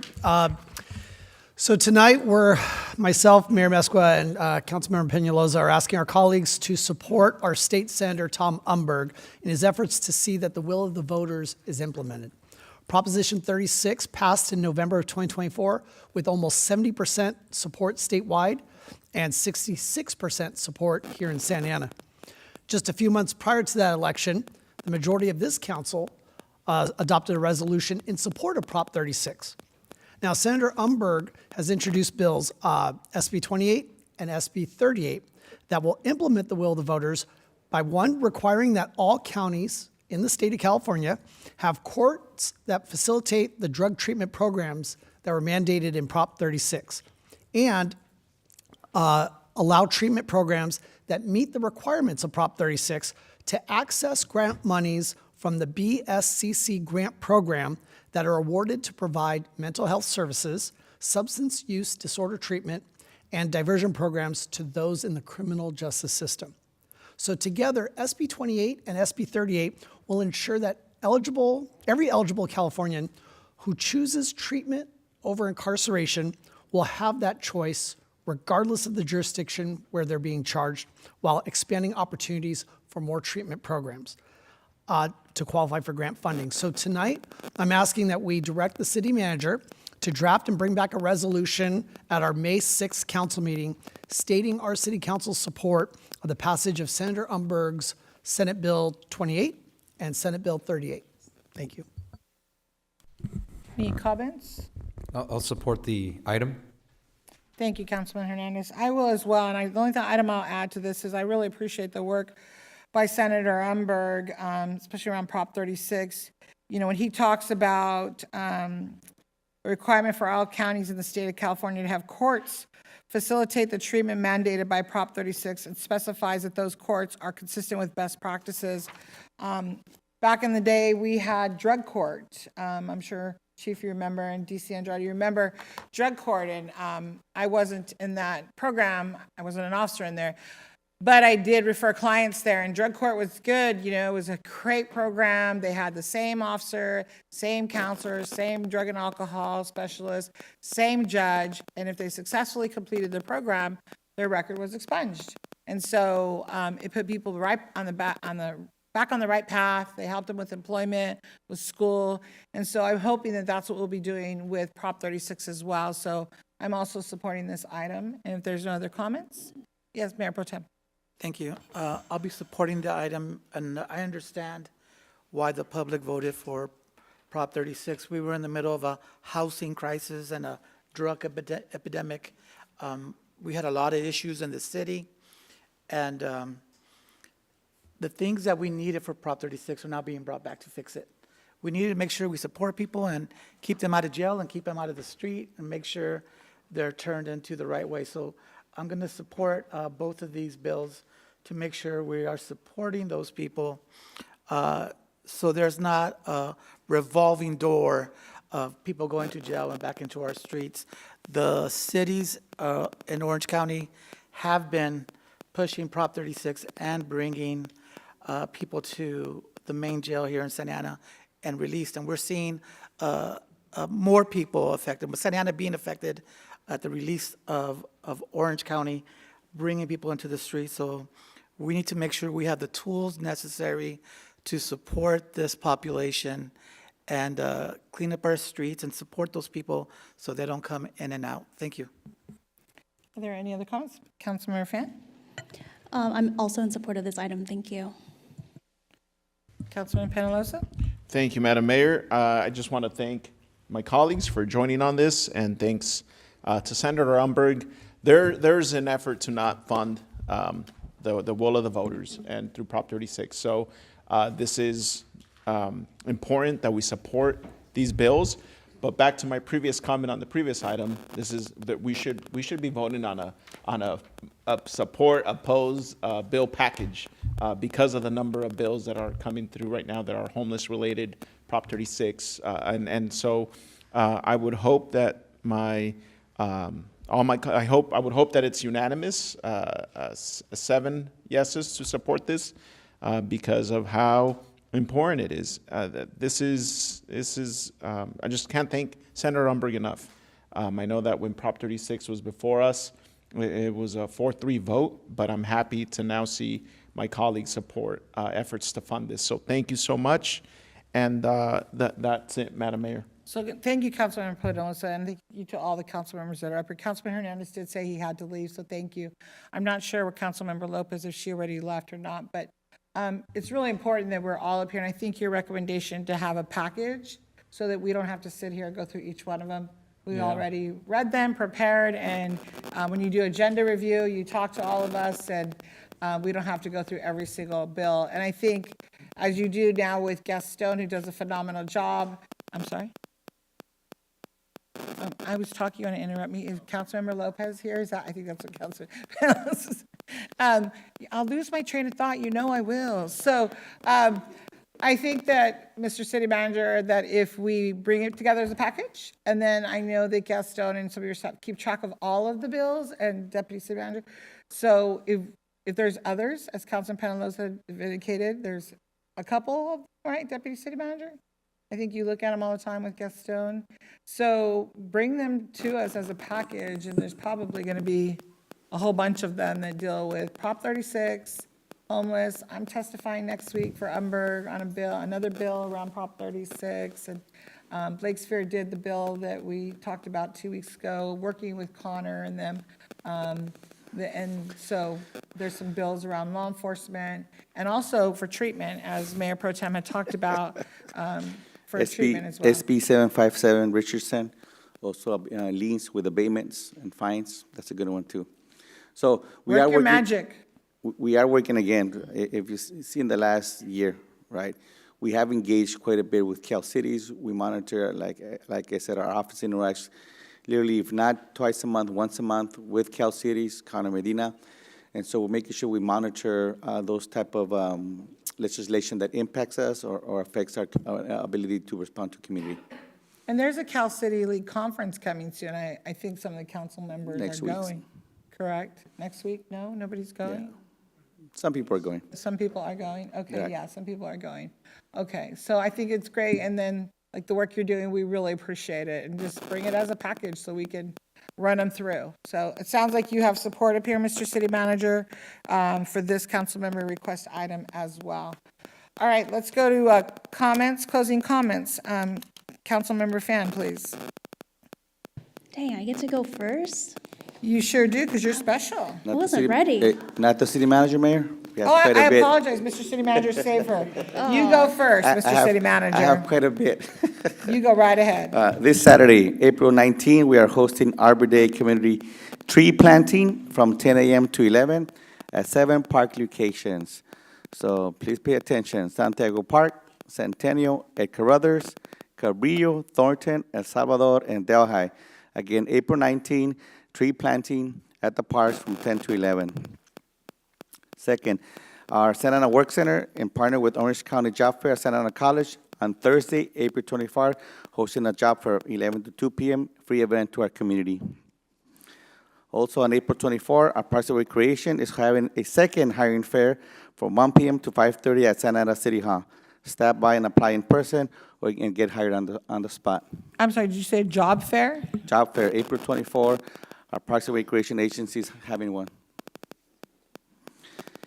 And again, actually, there are, like I said, two. One for the Santa Ana Work Center, Santa Ana College, and one here in City Hall.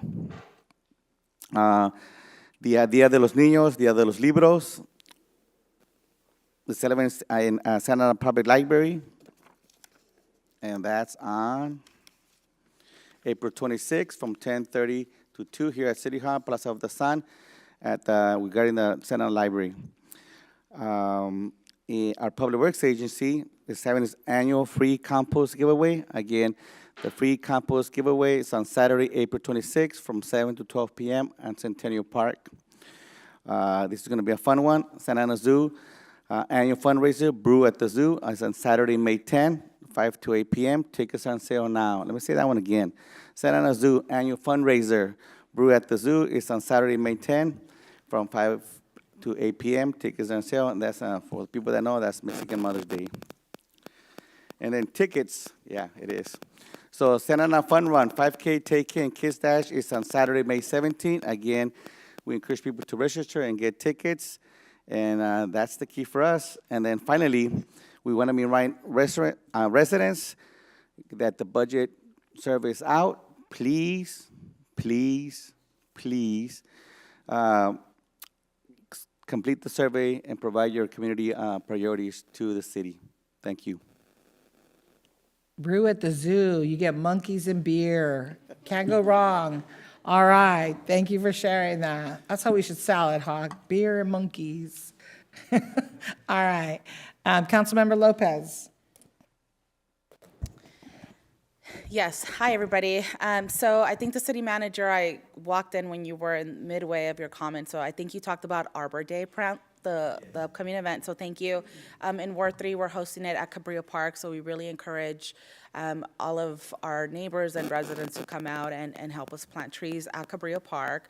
And the city is again going to be celebrating Dia de los Niños here at Plaza del Sol. And it's a really wonderful event that promotes literacy at a very young age. And the city does, the public library actually, I should say, hosts a lot of different events for small children and really children of all different ages. And so we encourage families to come and support Dia de los Niños.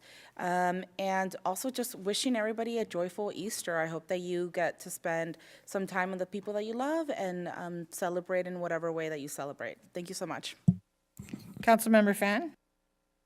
Thank you, Mayor. So before I forget, because I've forgotten a couple meetings in a row, I want to congratulate our 2024 Employee of the Year, Corey Lance, in Recreation, Parks and Recreation. She is just so wonderful. I remember when Hawk, you first brought her on board, and she has just, in my opinion, totally transformed our social media, a lot of the work we do, and I know that she has done so much work with our development, fundraising, and bringing in promoters and collaborators with Parks and Rec. So congratulations to Corey. She's just a wonderful time every time I see her at our fantastic events. Brew at the Zoo, I do want to put a plug in for that. I'm not a beer person, but I brought my sister. It's super fun. Go, bring your mom, all right? I'm sure she's going to enjoy it. It's just a really great, fun event at our zoo, and I think it's just another way for our community to come together and enjoy it. So thank you to Parks and Rec for making that happen. I guess the last thing I wanted to remind everyone is that April 30th is I guess, doubly important to me this year. It is the 50th anniversary of the fall of Saigon. We call it Black April in the Vietnamese community. And so there will be many events in Little Saigon, as well as throughout the Vietnamese diaspora across the world to commemorate this event. On April 27th, I'll be in San Diego at the USS Midway to commemorate Vietnamese refugees and the resilience of our community coming to the United States and leaving our homeland. We will be commemorating this also in Westminster at Sid Goldstein Freedom Park with our community. So I really hope that those of you out there who are not so familiar with Black April, who are not so familiar with the history of the Vietnamese diaspora and how Vietnamese Americans became refugees to this country, are able to learn about that. But also, April 30th this year is Denim Day, so I just want to remind everyone, please wear denim on April 30th. Take a selfie, take some photos, and post it, #SAM, SAAM, and show your solidarity with those who are survivors, those who have experienced that trauma, and really spread the word. And the city, yes, we will be taking a photo, 9 a.m., on April 30th, and we'll be posting because we're going to have all the employees together. We will beat the city of Garden Grove, all right? We got to make sure that happens. And finally, I just hope everybody have a happy and safe Easter weekend. Thank you. Thank you. Councilman Becerra, please. Thank you, Madam Mayor.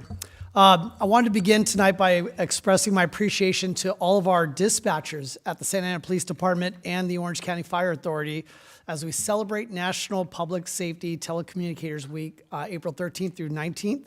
Thank you for all the sacrifices and all that you endure to make our community a safer place. On Saturday, May 3rd at 10 a.m. at Lily King Park, I will be hosting my monthly community office hours, so I look forward to seeing you there. This Saturday, though, at 10 a.m., as was already mentioned, there's going to be some Arbor Day tree planting events throughout the city. In Ward 4, it'll be at Carl Thornton Park. But I want to thank the mayor for making this happen because I know that she was advocating for this particular event to move forward. So I just want to say thank you for doing that because of her efforts, we'll be planting trees throughout the entire city, but very importantly in Thornton Park. So speaking of Thornton Park, and this is a little more of a somber note, just down the street from Thornton Park on Saturday, April 4th, around 11:30 p.m., tragedy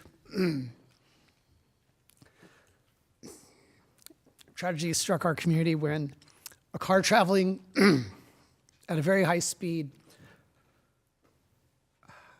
collided with a tree in the median of Segerstrom Avenue, right near South Townsend, just walking distance from the park. I wish I could tell you that the only casualty was the vehicle, but unfortunately that was not the case. We lost 5 of Santa Ana's youth that day, or that evening, and 1 young lady survived, thankfully. We're still mourning this terrible loss of life, and I gotta tell you, I'm really, as much as I'm choked up, I'm really comforted by the outpouring of love and support that I've encountered and I've seen throughout the community for what had happened. From the many that have visited the crash site, which I've been one, to those that have asked me, and I know some of my colleagues, how they can contribute to help the families through this time, this very troubling time. And it's just remarkable how compassionate our community can be in these really challenging moments. So it's something that I believe we can just all be proud of, and I'm just appreciative. So I just say thank you. Some of those students that passed away, as I'm sure Mayor Pro Tem Vasquez knows, they attended Valley High School. And I want to thank Valley High School Principal Katie Berger for providing resources and support to the students and families that were impacted by this tragedy. She's opened up the Valley High School Counseling Center and the Wellness Center. So I hope those folks will take advantage of those resources. And I hope you'll join me in sending prayers and positive energy to the survivor of this terrible tragedy and to the family and friends of those who we lost way too soon. And I hate to keep on with the losses, but we lost another legend, in my opinion, just recently, and that was a person that not only was a legend, but is probably one of the most kindest, most compassionate people, at least I've ever met, and that was Ed Arnold. And so, like many of us here in Santa Ana, if you grew up, you saw Ed Arnold on KTLA as a sportscaster. Later on, I learned that he played football at Santa Ana College and that he was on the Don's 1961 Eastern Conference championship team. So I thought that was, wonderful, good for him. But then I learned how much he gave in time, energy, and resources to making Santa Ana and Santa Ana College a much better place. Ed served as a president and chairman of the SAC Foundation, Jesus. And all the work that he did with the Hall of Fame to raise money that provided scholarships for the Santa Ana College student athletes. One way that Ed did help was he raised money through the Ed Arnold Golf Classic, which was named after him for all the work that he did to help student athletes at Santa Ana College. He was inducted into the Santa Ana College Hall of Fame for meritorious service, no shocker there, in 2009. In 2021, I had the honor of actually meeting Ed and presenting him with a certificate of recognition on behalf of our city for all of his work and contributions to the city. Because it was 2021, we didn't get a chance to do like what we did tonight, where we had everybody come down to the well. We came in and we had, I think Paul was here, and we filmed a presentation with them. And, all of us up here made numerous presentations, but I gotta tell you, it was a little tough because here's a guy who's been a legend in TV and radio since the 1960s, and I'm standing next to him trying to make a presentation. I'm thinking, dear God, I'm next to an expert here. He's probably scrutinizing everything I did. And honestly, he was the most kindest guy that I could just say that, just for all the heart and passion and just the ease of who he was. It just made it so much easier to get through that, because I really thought, oh dear God, I hope I don't blow this, right? Especially next to a legend like him. So I would just ask everybody, if you knew Ed or knew of him and would want to really support him and his legacy, I would ask you to support the Santa Ana College Athletic Foundation and to support his golf classic, which will be coming up on Monday, May 5th. I couldn't think of a better way to honor him by supporting his alma mater and the amazing student athletes that they produce. Ed is survived by his wonderful wife, Dixie, who he met while at Santa Ana College, and his son, Dean, who was born in French Park back when it was Santa Ana Hospital, his daughter-in-law, Rachel, and his grandchildren, Jacob and Luke. I would like to ask if we could tonight adjourn our council meeting this evening in the memory of Ed Arnold and in the memories of the victims of that tragic April 4th accident. Thank you, Councilman Becerra. Councilman Penaloza?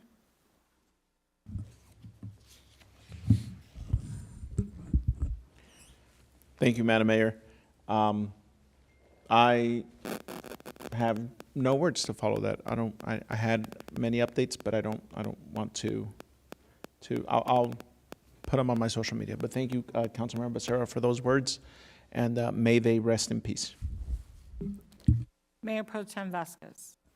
Thank you as well. Thank you, Councilmember Becerra, for those words for Ed and the 5 children. This has been a rough 12 days. We lost 5 beautiful souls, and my condolences and my love go out to the families and their children's friends. We are with you. Estamos con ustedes. Throughout this tragedy, I've never felt so blessed to be a part of this city. Many people came out to the car wash, to the kermesse, and gave online. And these families have been supported with love. I want to thank all my peers on council for reaching out and for supporting our families for the work you've done and making sure that we're well taken care of. I want to thank the first responders, the firemen, the police officers, the paramedics who came to the site and saved our one survivor and taking all that trauma for us at the site. Thank you for the city staff for supporting the families and the school district for holding on to our students. Thank you, City Manager Alvaro Nunez and Chief Rodriguez for getting resources to the families. We appreciate it. I called you on Saturday, and the work was already being done. Thank you to Valley staff, Lisa Solomon, who reached out to me, making sure all the teachers were being supported. I had a counselor come and check in from my office from the county. So appreciate the work that they're doing and making sure we're all being supported. Thank you to our leadership at Valley High School, to our counselors, to our teachers, for supporting our students. They need the love, and I just want to let our students know and our families that we are with you and we love you. So this is a beautiful thing about Santana and our kids, that they take care of one another, and I hope, I'm just so blessed and proud of how we reacted. Thank you. Have a good night. Thank you, Mayor Pro Tem. Before I close, I just want to again bring up SB 634. Please reach out to Assemblymember Valencia at assemblymember.valencia@assembly.ca.gov. Mr. City Manager, if we can put this information on the website. Also, Senator Umberg at senator.umberg@senate.ca.gov. We will lose local control if SB 634 passes, which means that the bill will allow tents or encampments in any public space without recourse. Let me say that again. Any public space without recourse. And they'll be able to block sideways, businesses, I don't know, park on our sidewalks in front of our homes. It's, all I can say is this bill, there was not enough, nobody bothered to reach out to us to say, hey, what are you doing, Santa Ana or any other cities? They just thought they'd write up this great bill because it's sexy or it sounds good, or, we're attacking homeless people. In the city of Santa Ana, we have 2 shelters, as we all know. We've spent millions upon millions upon millions of dollars to help. Our staff have gone above and beyond. We have CityNet, we have Colt, we have our police officers, we have fire that go out. We're going to start with street medicine at the end of the year. If somebody would have came to us that was writing this bill and said, what are you doing, Santa Ana? What are you doing right, Santa Ana? We would have said, let's have a conversation. We'll tell you what we're doing right. Is it the answer? Does it fix everything? No. But we're doing some things right. And so please take a moment to reach out to your assembly member and your Senator Umberg, Assemblymember Valencia, and write a letter or an email opposing SB 634, written by Senator Perez. So, Councilman Becerra, thank you for your comments. There's not much I can say either. I'm like Councilman Penalosa. I went out to the site after the accident, and I did have a conversation with our city manager and our police department, and there's nothing you can say, nothing. It's just awful. I'm a mom, and I can't even imagine. My office has been in communication with the families, and we've spoken to one of the moms in particular, and so it was tragic. Mr. City Manager, what I would like to say is thank you for putting up the slow down information out there, because people were crossing like I did. Claudia and I basically, ran across the street to get to lay down our flowers and things, and it's dangerous. And I would ask that we do a traffic study on that street if it hasn't been done already, because people fly through there. And I don't know the answer because that's not my area of expertise, Nabil, that is yours.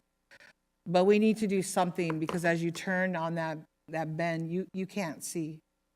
And I don't want to know, and I don't need to know what the reason. All I know is we lost beautiful children that night.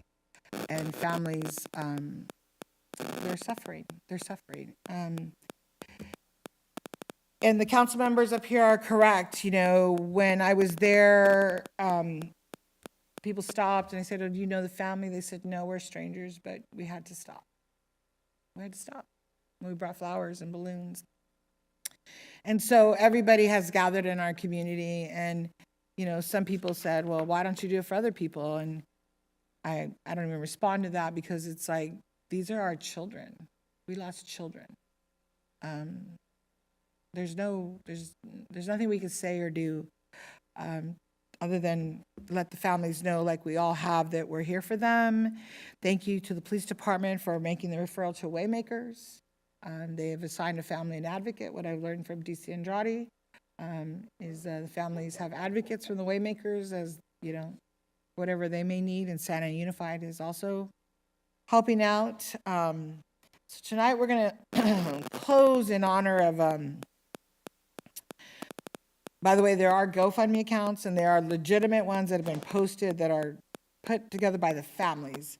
So if you need to know, for those watching at home, what are the actual GoFundMe accounts put together by the families, we have that information, and we can share it with you if you reach out. So that way the family gets the money directly.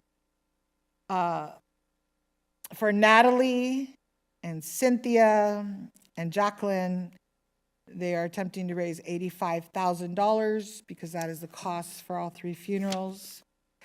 Contact is Alejandra Ochoa. I can give you the number if you need it. For Areli Robles, her family's trying to fundraise $20,000 for funeral expenses. Contact is Jasmine Robles. I have the number if you need it. For Manuel Gonzalez Martinez, thankfully the families have fundraised and met their goal of $20,000 that they needed for their expenses. I want to thank all the anonymous donors that gave the $5,000, the $7,000, the $5, the $50, $100, whatever the amount is that people gave. Thank you. You know, people are just, you know, donating, which I really appreciate. I think we all appreciate up here. I also want to thank the first responders. You know, I was passing the chief in the hallway, and, you know, I said, "How are they doing, sir?" And he said, "You know, they do their job, Mayor, and we give them what they need when they need counseling and things of that nature." But just before that, before these children passed, our officers responded to the motel where an 11-year-old little boy, his head was almost severed by his mom. How do you respond to that as an officer, right? And then you have fire. And I talked to DC Henry, and how are they, sir? And, you know, they're giving them whatever they need as well. I would ask that you please don't forget our first responders, because at the end of the day, they have to go home to their families or whoever they go home to. And that vision that they carry with them, it doesn't leave. It doesn't ever leave. When they retire and are old, they'll still see that vision in their head. And so please remember to thank our first responders and to be kind to them as well, because they also have to deal with this. So tonight we're going to close in honor of the victims, as Councilman Becerra had indicated, all of us have. Again, we are closing in honor of Areli Robles, Natalie Vidal Zarate, Cynthia Torres Zarate, Jacqueline Torres Zarate, and Emmanuel Gonzalez Martinez. And the young lady that is the sole survivor, we'll keep her in our prayers, and hopefully that she gets the services that she needs, so that she will be okay as well. So with that, this meeting is adjourned.